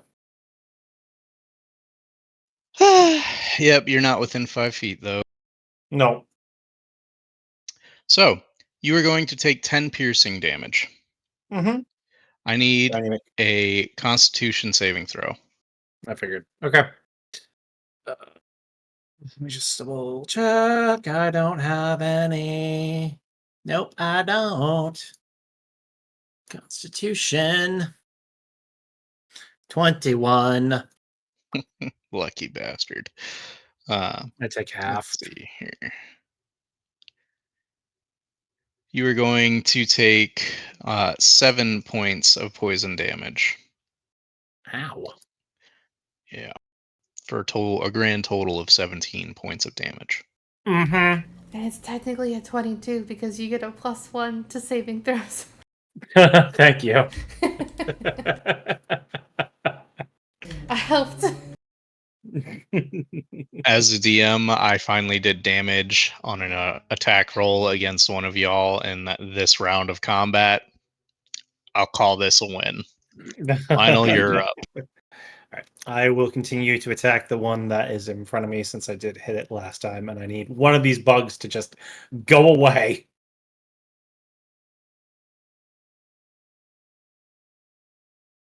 Uh, 19 to hit. A 19 does hit. You have advantage Okay. on that. Okay. Roll it again in case you get into 20. I don't think I will, but Hit it harder. I don't hit it harder. Damn it. This time I will remember with this one, so thank you. My second attack with advantage, 22 to hit. You finally kill it. I take both my hands and do like an axe hammer slam and just squish it. Gross. The thing bit me. Its leg twitches. Jackass. I turn to look at the other one. But that, and I will bonus action. Gain 6. I will use my last defensive field. Gain 6 temporary hit points because I need them right now. That'll be Anything my else? turn. Nope, that's it. That's my turn. Oh, goody.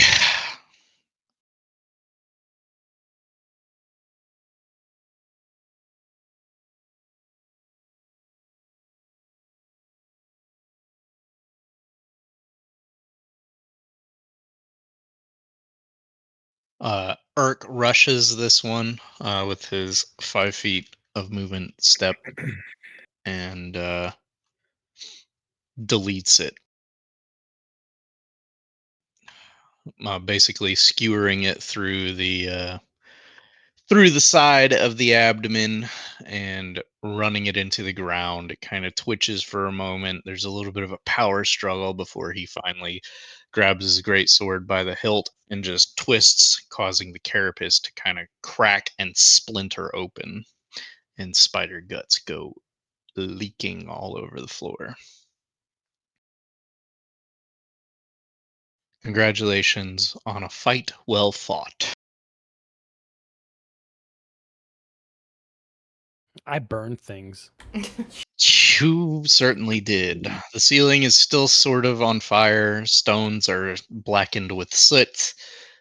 Uh, the room smells very acrid, but job well done. Yeah. Yay. I'm going to burn my last second level spell slot to cast Cure Wounds on myself. Thorn is going to perch herself on whatever this stone thing is that she's currently on. And I think she still has the spider leg in her mouth. Like she didn't put it down. And there's just a very loud cracking and crunching as she just like uses her molars to split the leg like a crab leg. And she Make a sniffs Constitution the inside check.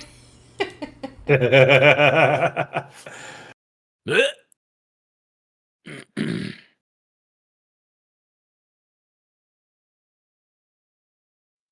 You can't handle it. Your flatter, grindier teeth crack it, and there's a little bit of goop that gets onto your gum, and your tongue instinctively goes to wipe it away because that's what happens. And you taste it, and you want to vomit. Like immediately, it's such a strong reaction that you actually dry heave and drop the spider leg. I throw it. Like I just chuck it away from me as far as possible. It wasn't even worth it. We have found Thorn's kryptonite for her iron stomach. Spider. Oh, no, that was spicy water, I thought. That too. While she does that, I will cast another Cure Wounds on myself, this time first level. So, yes, you can cure wounds yourself. However, we've been in this dungeon long enough, I feel. And you all have successfully deleted every monster that I could throw at you inside of this dungeon. Yay! Well, I don't know that yet because there's still one door that we have to check. There is one door that you have to check. Go ahead, Lionel, and check the last door. It better be bathrooms. There I better was be gonna shitters. say, in it there. better be a shitter. If it's not, it's not a shitter, everyone. Not a shitter. It is another barracks. Okay. But it could be a shitter. It could have been a shitter. Would have been Is there appropriate. anything in this barracks as well, or is it empty and devoid and kind of banged to shit like all the others have been? It's relatively untouched. Let's Look at see him. what He's the so handsome. a fireplace is built into the west wall of this room. Hanging from a hook above its mantelpiece is a non-magical steel shield bearing the symbol of Axeholm, a dwarven gauntlet clutching a hand axe. The room's other furnishings, cots, tables, chairs, and empty footlockers are intact but covered in dust. Okay, cool. With that being the last thing, I will just take note of the shield, maybe for later use if we can have time for it. But for now, I will return to the others. Just a barracks. Looks like everything is now clear because I don't think there are any other rooms. Let's go back and report downstairs. And then I think I'm going to there's take this lovely crafted staircase that's right here. There That it is. yeah. Yes. I am too. I was looking for that. I'm like, where the fuck is it? I know there's one here somewhere.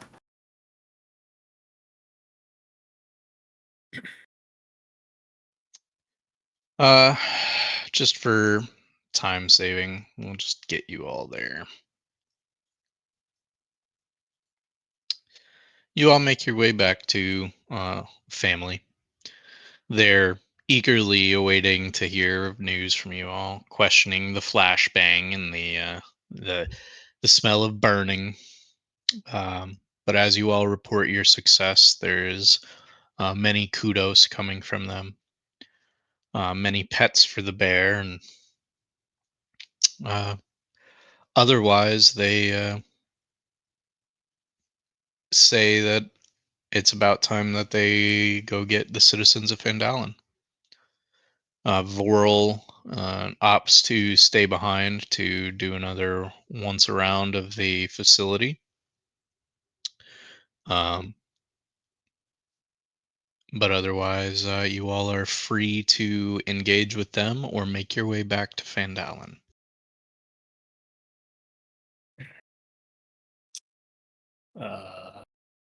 Lionel is going to head back to Fandalin since this is not his family. These are not his relatives, so he's going to go back to his younger brother and sister and start to help move the rest of the citizenry. And then when he gets back, then we can work on.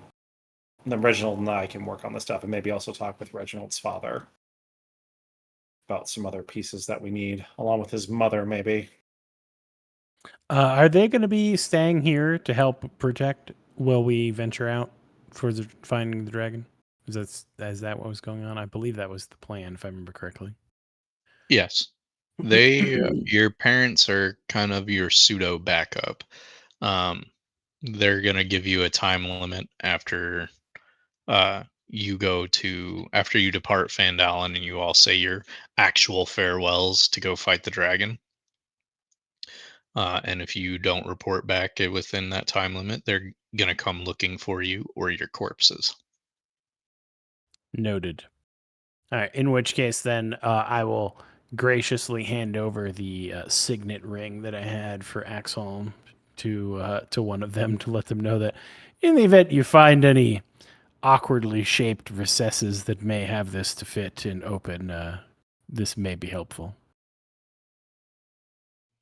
They graciously accept, commending you on your forethought.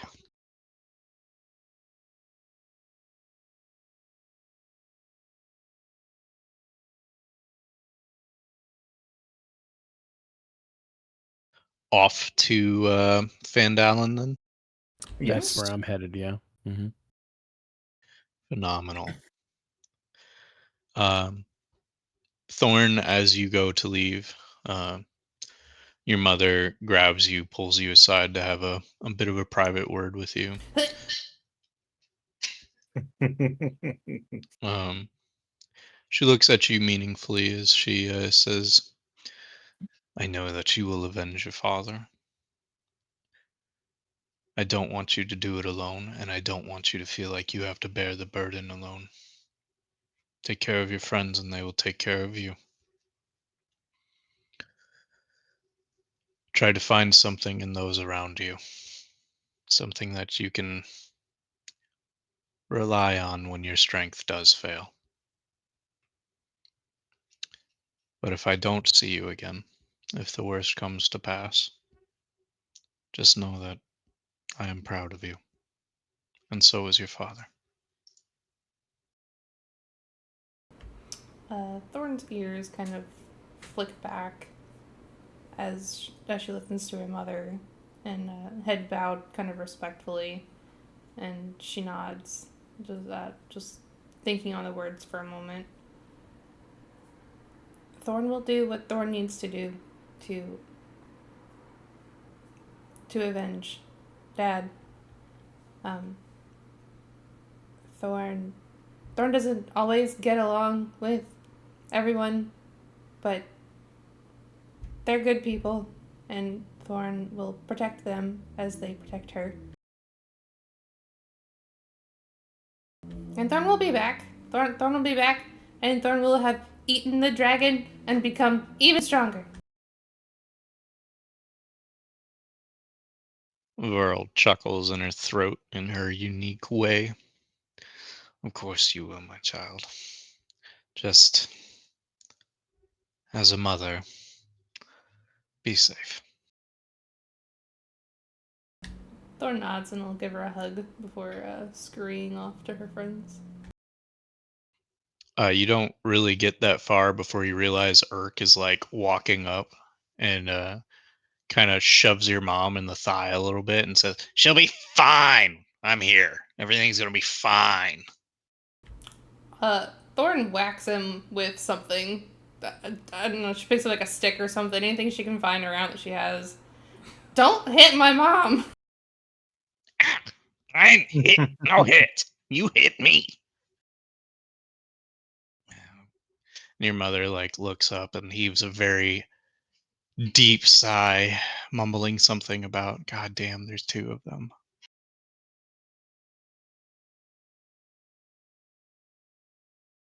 Urk will say to your mother, though, "No worries, Mama Komote. We'll be there. Dragon will be dead." Thorn just Urk took a vow. squints at both of them. Mama Mote. That's what he said in case he missed it.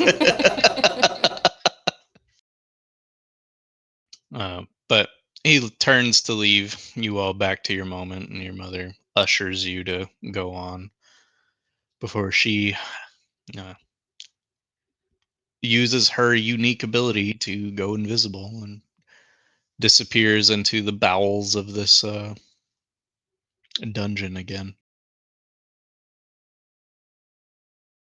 Yay, we're done with Axeholm. I No can more put this Axeholm. I can put this fucking dungeon behind me. Mhm. God, what an experience.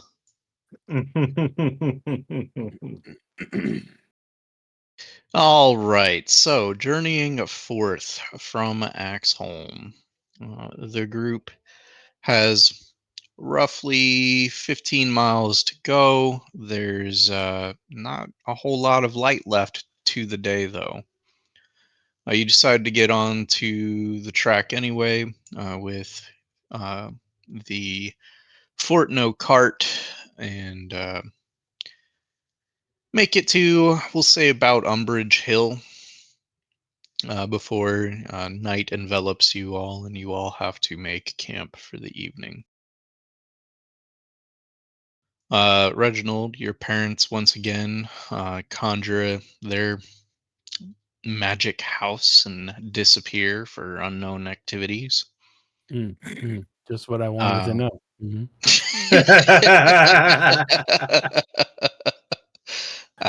The tent gets set up by Urk. Urk then sets up his own tent. What will you all do for food, though? As Vorel was the one hunting for you all before. There are officially 6 of you at this point. So it will take a little bit more than just Thorn in order to be good for the evening, unless you all have rations that you plan to use. If there's 6 of us exactly, I can provide food and water for 6 people. I thought it was 5. It's myself and 5 other people each day. I misunderstood. I was say, if Thorn still needs to hunt, I will give her assistance. I'm proficient in survival. I just don't have a lot of ability in it. I will put it that way. If you're coming with Thorn to hunt and gather, she absolutely critiques you the entire time. I mean, fair enough. I know what I'm doing mostly from the fact that I have a father and an older sister who taught me how, but Lionel never practiced them. He knows the basics, but his technique is very bad. With Thorn's base skill inside of survival and her own unique traits on being able to forage for a group of 6, assisting her doesn't really take a whole lot of effort. You wind up being hands, which isn't a bad thing. I don't mean it in a bad way, No, I but get you. it's more hands makes for easier work. Mm-hmm. You're able to find some small game pretty easily. Uh, the way the series of events go is that as you pull up to what would be Umbridge Hill, um, Ark immediately starts about setting up the camp. Um, Reginald and Rubella immediately conjure a house and disappear, letting you all take care of yourselves. Reginald Jr. Mm, does whatever Reginald Jr. does, but as Irk is going about the uh, the process of setting up the camp, he waves everybody else off and says, "Go get food. I'm going to be hungry after this." And then I imagine that Thorn and Lionel at least go off while Reginald probably supervises the setup of his own tent. That's pretty accurate, yeah. But the night goes on. Um, you all manage to bring back plenty of food, and the evening is spent with some berry soup mixed with some bits of rabbit. And eventually, though, it is time to settle down for the evening. Irk once again offers his overly large tent to the lot of you. Uh, although I imagine Reginald will keep to his Fort No tent. Lionel and Thorn, you have your choice of where you would like to sleep for the evening. Thorn will probably sleep in the tent that she slept in last time, Erk's tent. Just to find somewhere to pass out, honestly, because she's fucking tapped. She really wants to go to sleep. Reginald won't let me work until exhaustion in his tent, so I just will go to Irk's tent and immediately go to sleep. I've tried it once, and Reginald was like, "You need to get the fuck out." And I mean, that's a reasonable thing at this point Yeah. because you all, across the span of 3 sessions, cleared out a pretty decently sized fortress, right? It would have been roughly 8 hours of work, I'm going to say, between the short rests that you took and, just the combat in general. But, Yeah. and then follow that up with immediate travel back in the direction that you came. You guys are pretty tired. Um, so as you all go to bed down for the evening, uh, it's once again commonplace to find Urk, doing a patrol around the camp as evening consumes you. But realistically, uh, the urge to fight him on any kind of watch routine isn't very strong in any of you. So the evening passes. It's also worth noting that Thorn and Lionel, you all have beds already made inside of Urk's tent at this point. So, like, he set up your bedrolls. Uh, well, I guess realistically that only applies to Lionel. Thorn, he kind of just grabbed whatever was around and sort of pseudo made bedding out of it. That's fair. But you could tell he tried, okay? Um, but the evening passes pretty quietly. You all aren't woken up for anything strenuous, and come the morning, unless somebody would like to do anything for the evening, um, you all will find Irk starting up the morning stew. I'm good with that. Yeah, I'm Morning fine with stew, hell that. yeah. Take that nice long rest. Yes, everybody except Irk, please hit that long rest button. He chooses to not go to sleep. That's not our problem.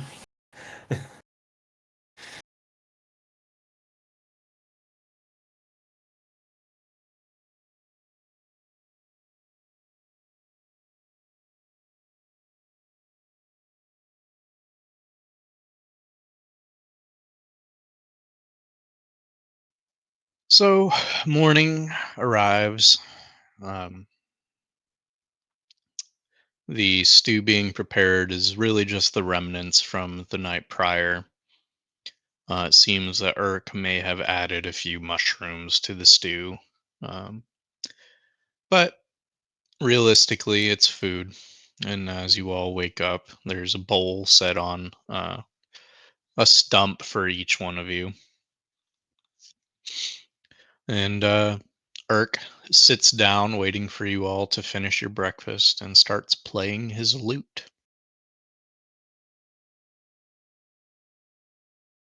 Thank you for the food, Urk, and I will just dig in.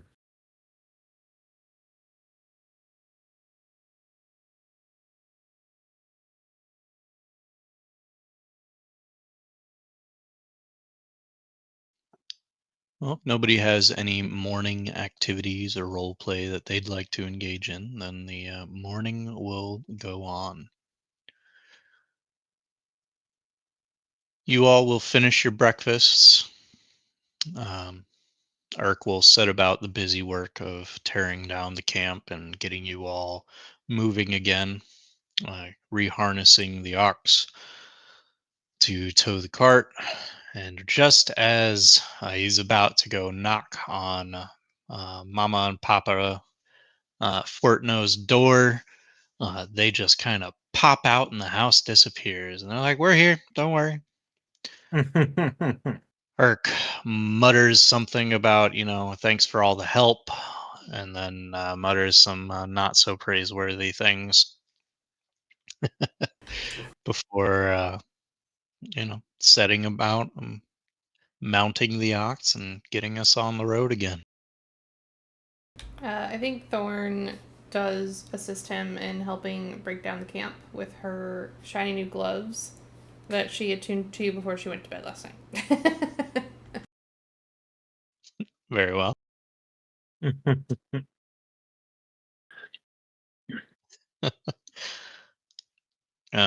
He will thank you for your assistance, but ultimately stays quiet and to himself after he's done with that loot. And you all make your way to Fandalin. Um, the rest of the journey is quiet, but as you arrive to Fandalin, you are greeted with the sight of frozen livestock, buildings that have been crushed and demolished, and several bodies on the ground. It seems that in the time that you were away, that the dragon had attacked Fendalen again.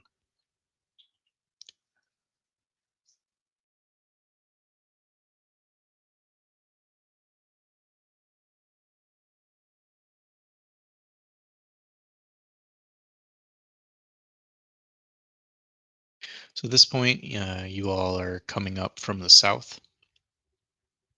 Um, you arrive to about this point, and that's when you start seeing that some of the further off buildings have been demolished. There's trails of ice, gouges in the dirt from uh, what you assume to be would have been the dragon. Um, the town itself is fairly quiet. The dragon itself is also nowhere to be found. I think Lionel will, as soon as he sees that there's new ice and bodies, he will immediately begin looking for his younger brother and sister. Roll me an investigation check.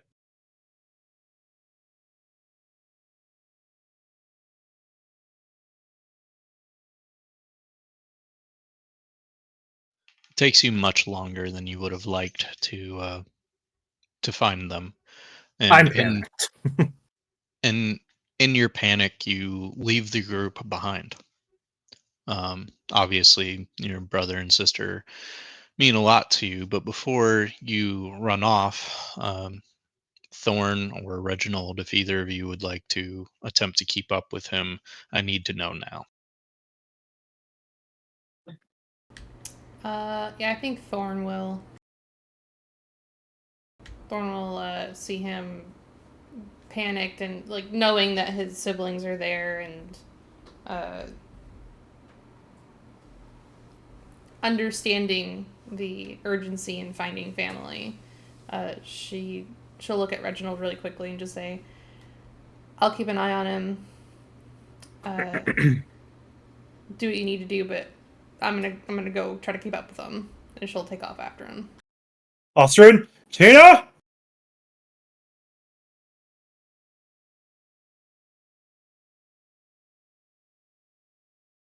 Reginald, I take it you're staying behind.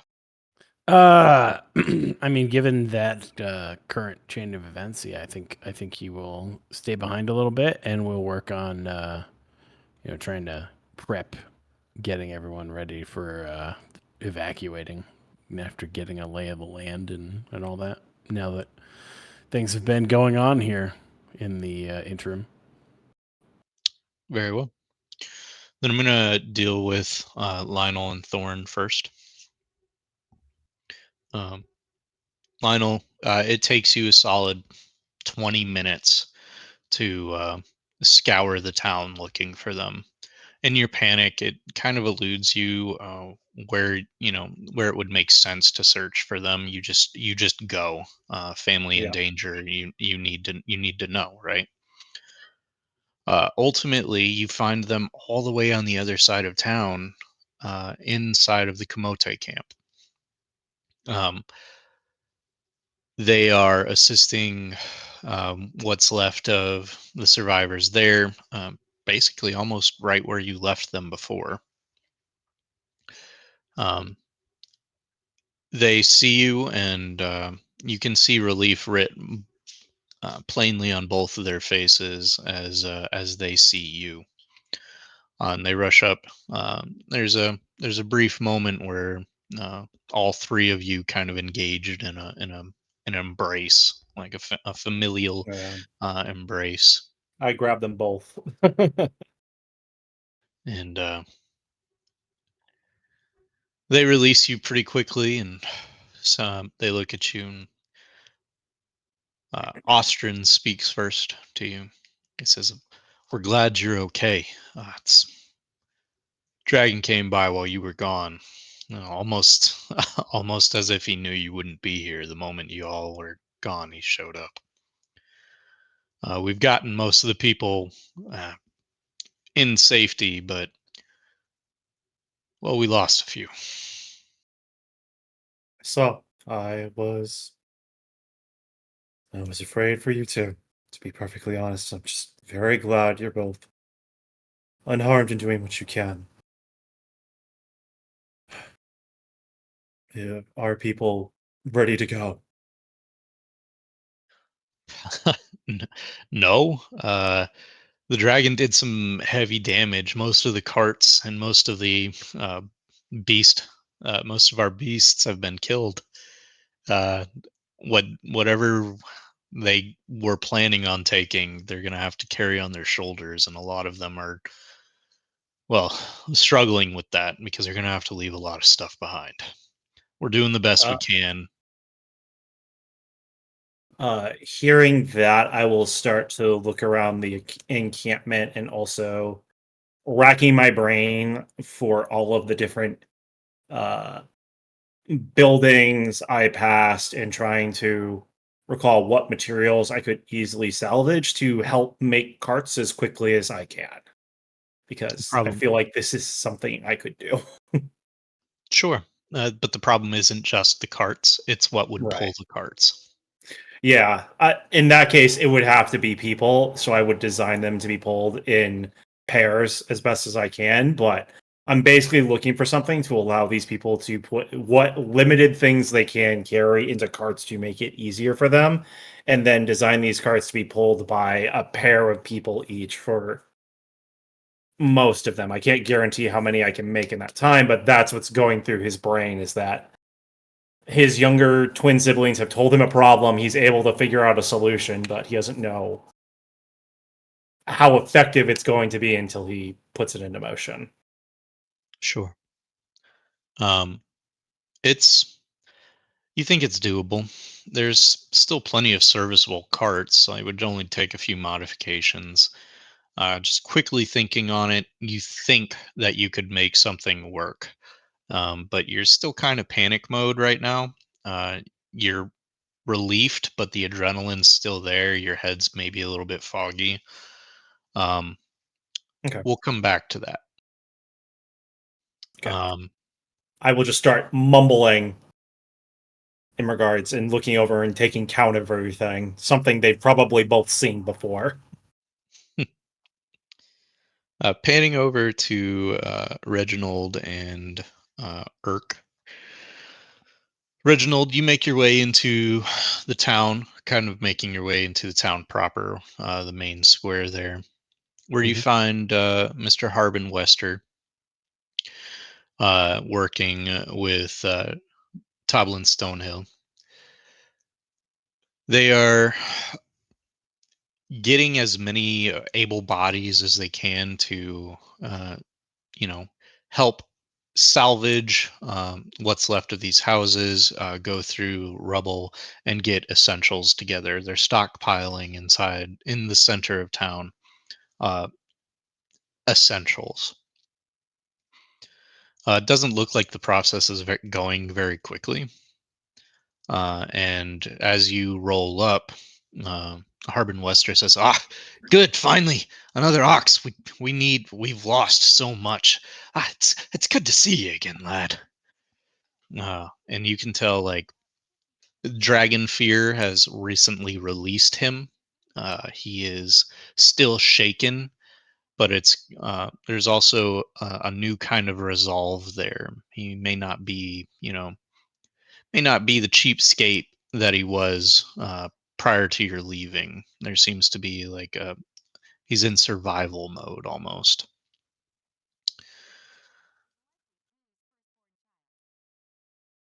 But he looks to you and he says, "Now I know I gave you that cart, but would you be willing to part with it because we have to get out of here. The dragon could be back at any moment." Yes, absolutely. Whatever we need to make the trip happen sooner and faster is best. Axeholm is liberated at this point, and well, we're simply ready and can't properly defend a location such as this. So let's make haste and be on our way. Uh, without without replying, he simply turns and starts yelling orders at some of the more able bodies to start loading up your cart with the most essential provisions, dried goods, and medicines. Barthen, if you don't remember Barthen is the owner of Barthen's Provisions, um, the guy who loaned you all Vincent the Mm-hmm. ox.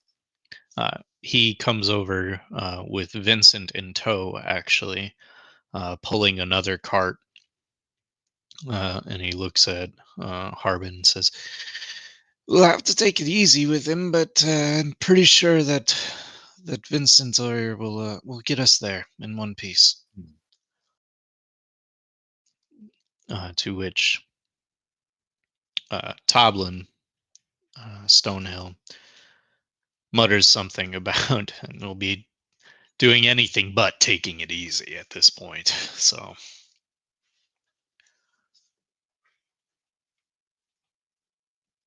but seeing the goings on, um, with your innate talent at managing people and leading them and calming them, uh, you're able to kind of guide them in a better direction than where they're going, and you're able to calm things down significantly just almost by your presence alone. People see you and they're immediately like, "We're gonna be okay."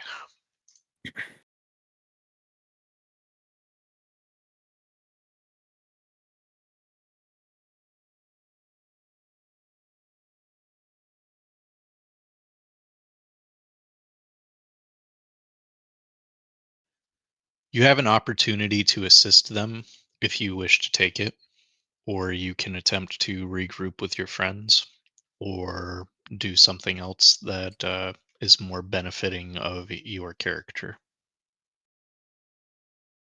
Um, man, I think. Hmm. Think in his situation and kind of the teachings that he's received most recently to be less selfish, I suppose. He's going to try to help out with townspeople and stuff more in this instance to try to help them get out of here.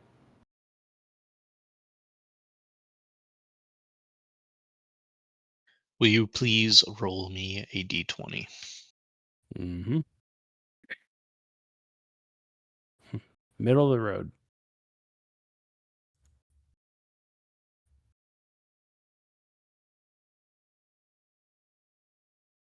If you don't already have inspiration, please add it to yourself. Okie dokie.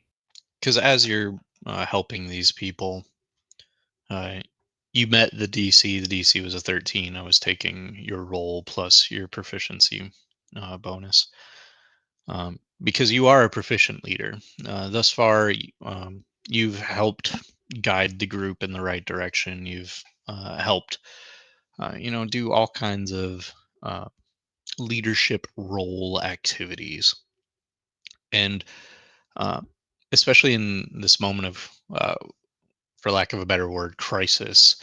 Uh, where people are panicked, your very presence seems to calm them and they look to you for direction. So you're able to guide them. Things get done much faster. And in the hours that follow, uh, you've managed to assist in the salvaging of 3 houses that were collapsed, the organization of the most important provisions to be stockpiled on Vincent and your own ox, and organize people in such a way that uh, they know what they need to carry and who needs to carry what. By the end of the day, there is a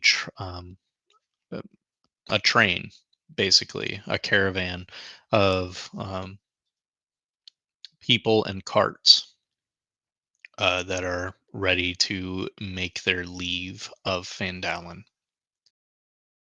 Switching back over to Lionel and Thorn. Lionel, will you please roll me a d20? Yes, sir.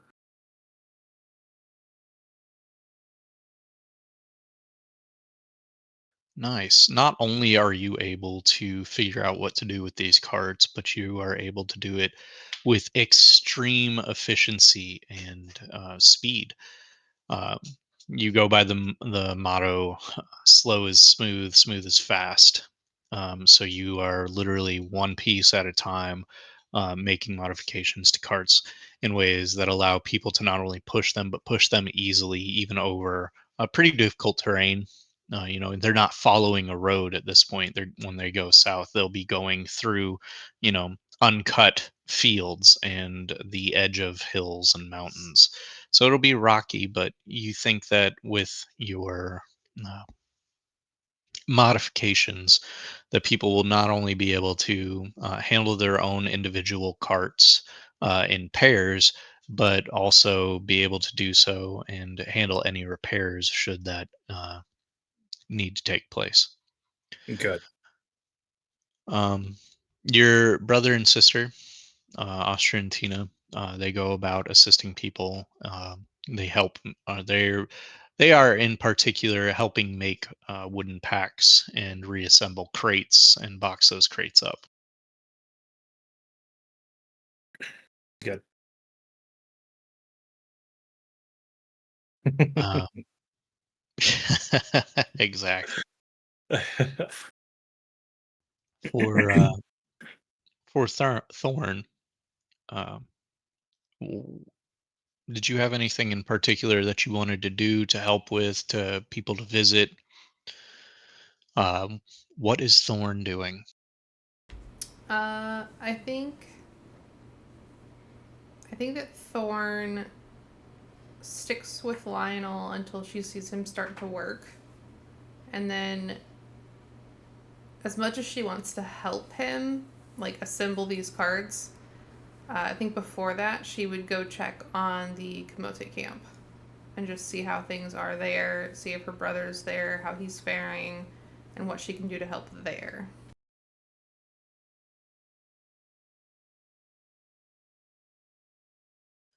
So Lionel found Austrian and Tina inside of the Kamote camp. Um, so when you start to see him think and start to work on something, when you realize that he's no longer in panic mode, you go to find uh, the people that you know.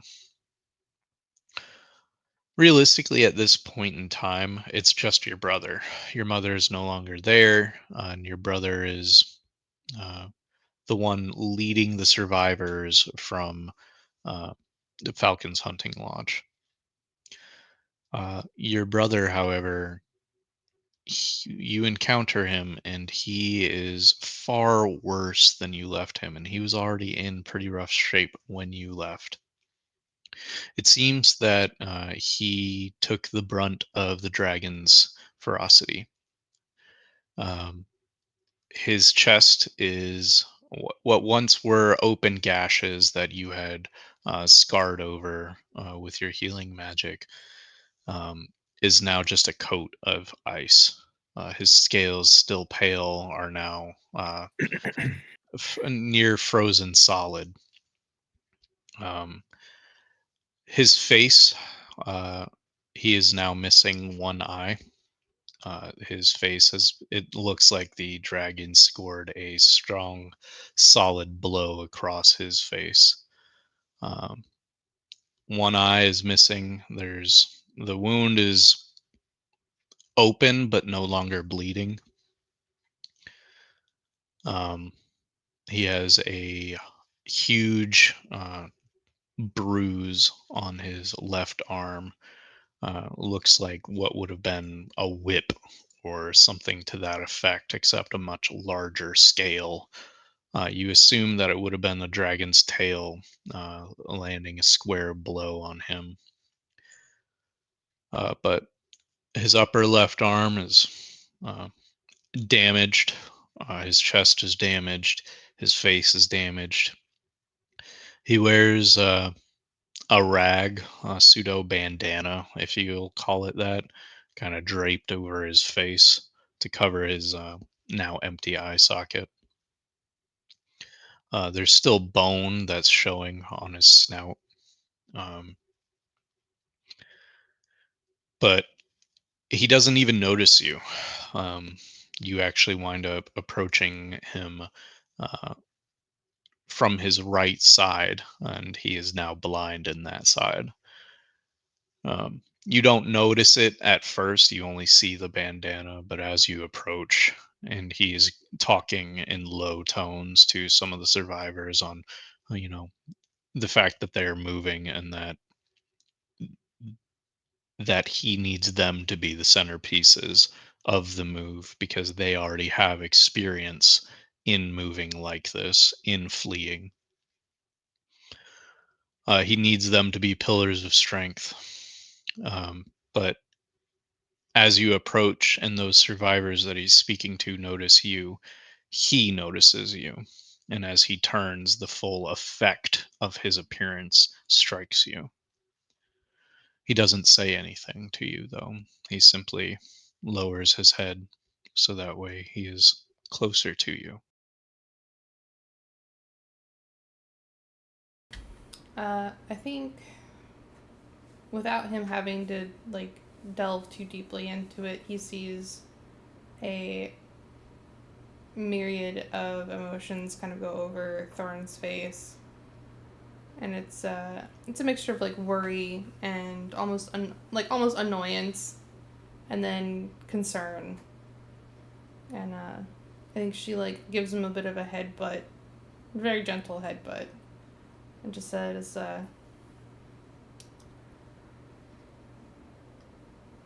"Well, brother of mine, you're definitely not getting a girlfriend now. Got You him. look like shit." If a few scars would have scared them off, then they weren't worthy of the attention anyway. I think Ashley headbutts him. She'll she'll do a lay on hands as well and put like 10, 15 points into him. She'll put 15 points into him. Just cause. You need to be more careful. He tilts his head to the side, and you hear his neck crack a little bit. And he's like, "You should tell that to the dragon. You should see what the dragon looks like right now." And from underneath of his the I don't really want to call it a shawl, but I can't really think of what else it would be called. But the drape that he wears over his shoulder, he uh, he produces one of the dragon's chest plates, and he says to you, "I had to cleave through its icy chest, but I received this trophy. So when you go to kill it and you pierce its heart, know that I paved that way."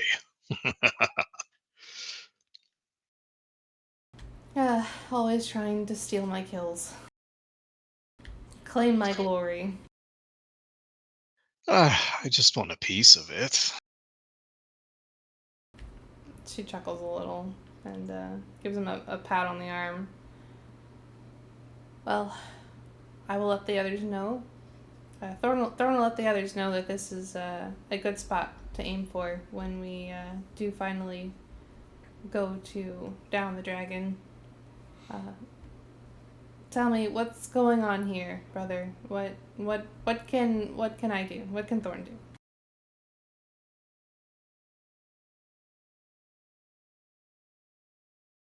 He stands up to his full height. And, he kind of looks out over the people, and you can tell that the survivors of the survivors, they look up to him as their leader at this point. And he says to you, "If you are looking to help, more hands is always better. I can't tell you off the top of my head because there's so much that needs to be done, but a stockpile has been made in the center of town, and I know that they're trying to retrieve what they can from the rubble of the buildings that Dragon managed to demolish. If you'd like to help out there, you can. If you'd like to stay here, and well, I'd appreciate you by my side." And At least for the moment, I know that these survivors would appreciate just your presence. And consider my hands yours, brother.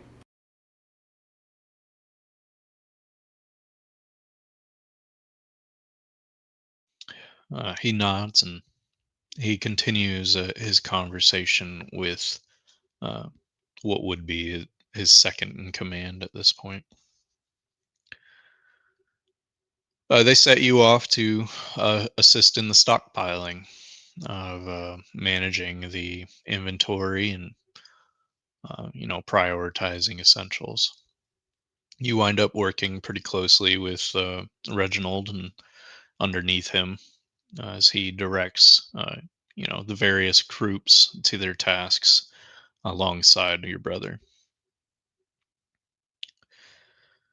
Ultimately, though, the day comes to an end, and you all have done much.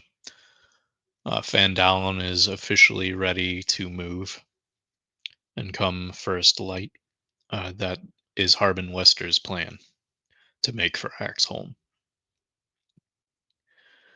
Toblin invites you all for one last drink inside of the Stone Hill Inn near the end of the night. He specifically comes to find you all in the midst of your work as you're doing the finishing touches. Uh, walks up to each one of you and says, "Let the others take care of this. It's time for you all to come rest. You all have a bigger fight ahead of you than we do."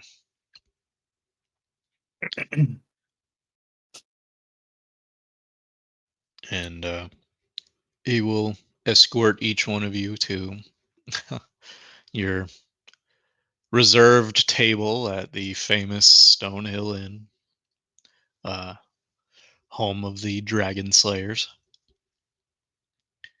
He will serve you a keg of his finest brandy, and he will serve up a fine roast, and he'll sit with Fiera uh, and just chat with you about things that have happened, and how he hopes this isn't the end of you all, but whatever come what may, he'll make sure that your names live on. He thanks you for all your hard work and just being such a stabilizing presence for the region. Realistically, after all you've done, like, it's hard to imagine what this place would have been without you all. He gives a toast and says, to the future and new songs when that dragon is dead. New songs when that dragon is dead. I have all of its scales to work with to make something better.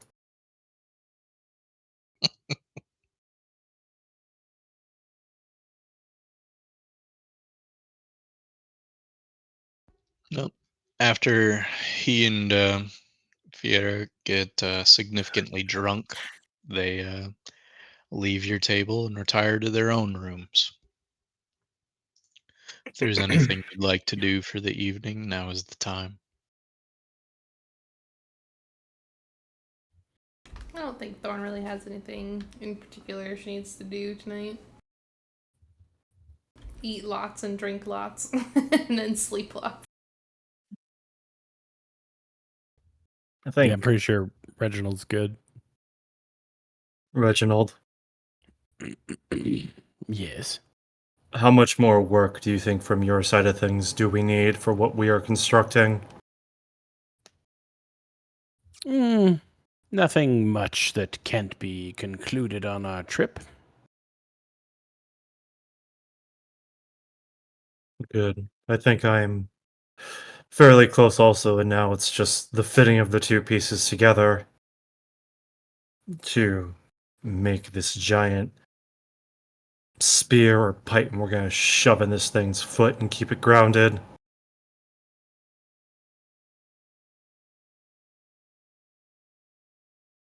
I'm certainly all for that because, well, it's been quite the nuisance. That is putting it lightly. Thorn has a mouthful of meat and she just kind of looks over. By the way, my brother said that if we hit it here, and she kind of like gestures on her own chest. There's a chest scale missing. I look to her. I think for a second. Kuria got a trophy, didn't he? She nods. He was really proud of it too. I can imagine so. You'll probably have to tell your mom to keep him on a lot more bed rest, though. Yeah, he looks like shit. I'm sure. There's Everyone no, like that, there's- I'm sure. There's no keeping him on bed rest though. Well, I'm sure she'll try.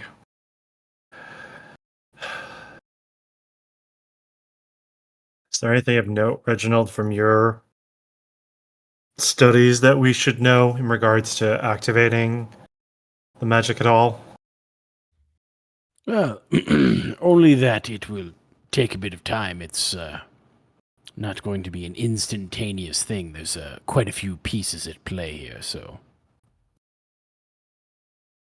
That makes sense. I'll make sure to incorporate the immovable rod like we discussed then, so we can at least have the best amount of time to keep the thing in place. Yes, The spell to indeed. work. That will be integral. Otherwise, if it were to break free of this, the sigils and everything else, it will likely not hold it. So. Good. After tonight, then, we begin work together once again.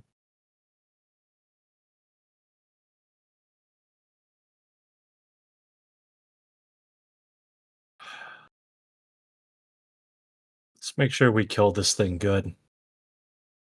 Well, I believe you mean well, but yes. No, we're not. What?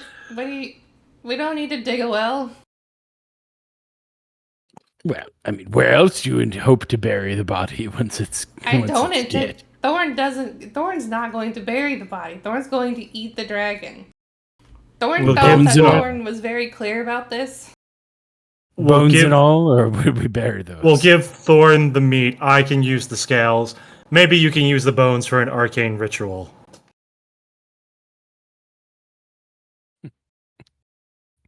Obviously, Perhaps. none of you have had really good bone marrow before, but we'll get there. That's simply the middle of the bone. What about the rest?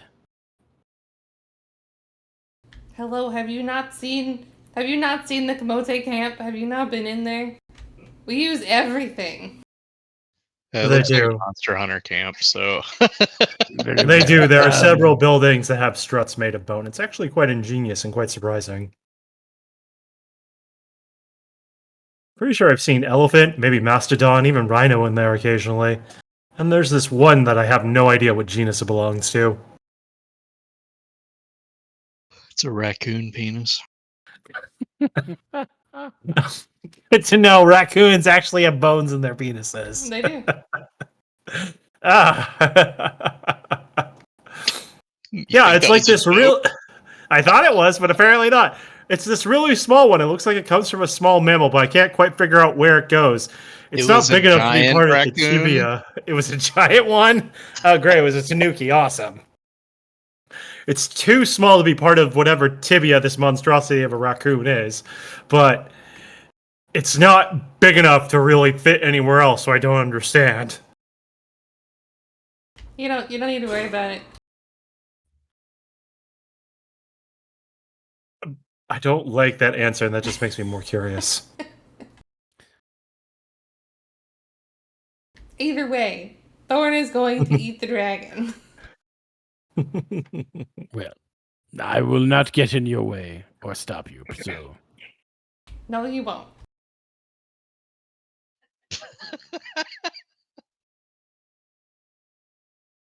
I will at least ask for the scales. That's fine. Thorn can't eat the scales.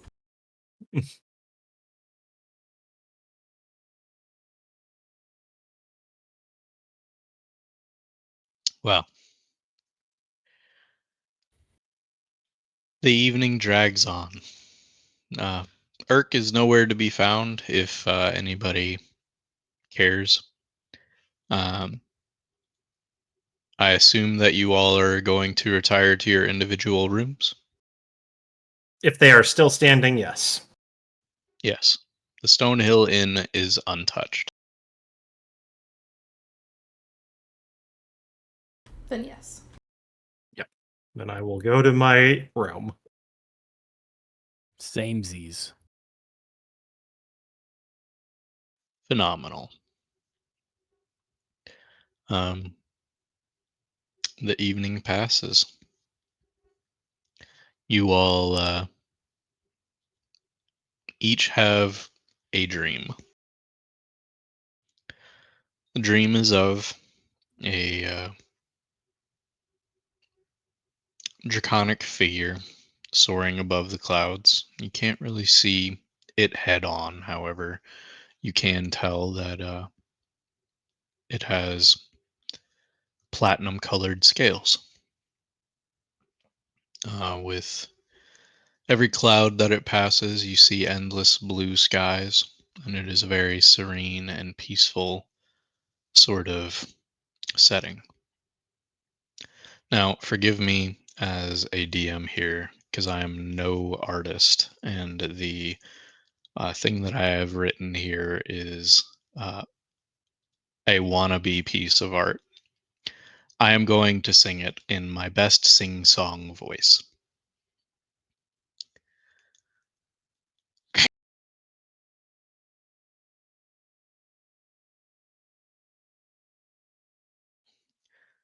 Monsters bleed and monsters die, always as heroes rise.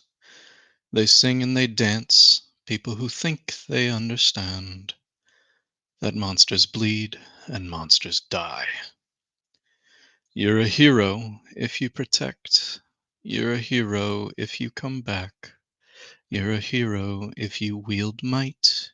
You're a hero if you cry as monsters bleed and monsters die.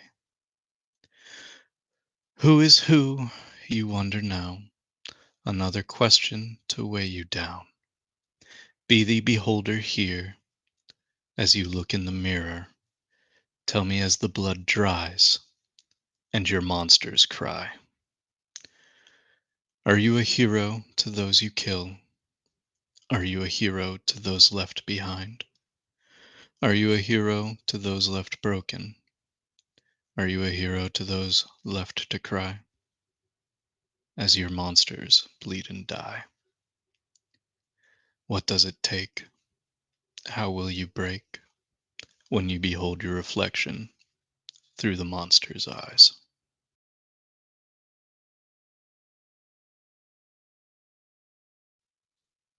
The poem rings through each one of your heads, and I can send you all a copy if you so wish. Yes, please. Should post it in the important notes. Mm-hmm.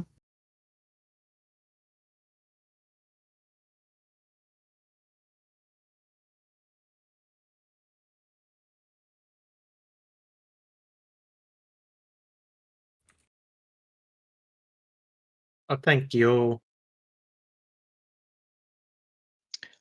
But as you all awake, uh, the deep voice that was saying and singing this poem in your dreams fades into Irk's nasally voice as you awake, and you hear him strumming that lute of his from downstairs.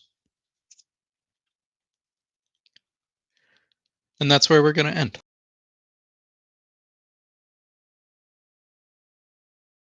Okie dokie. Well, well, well. Ington.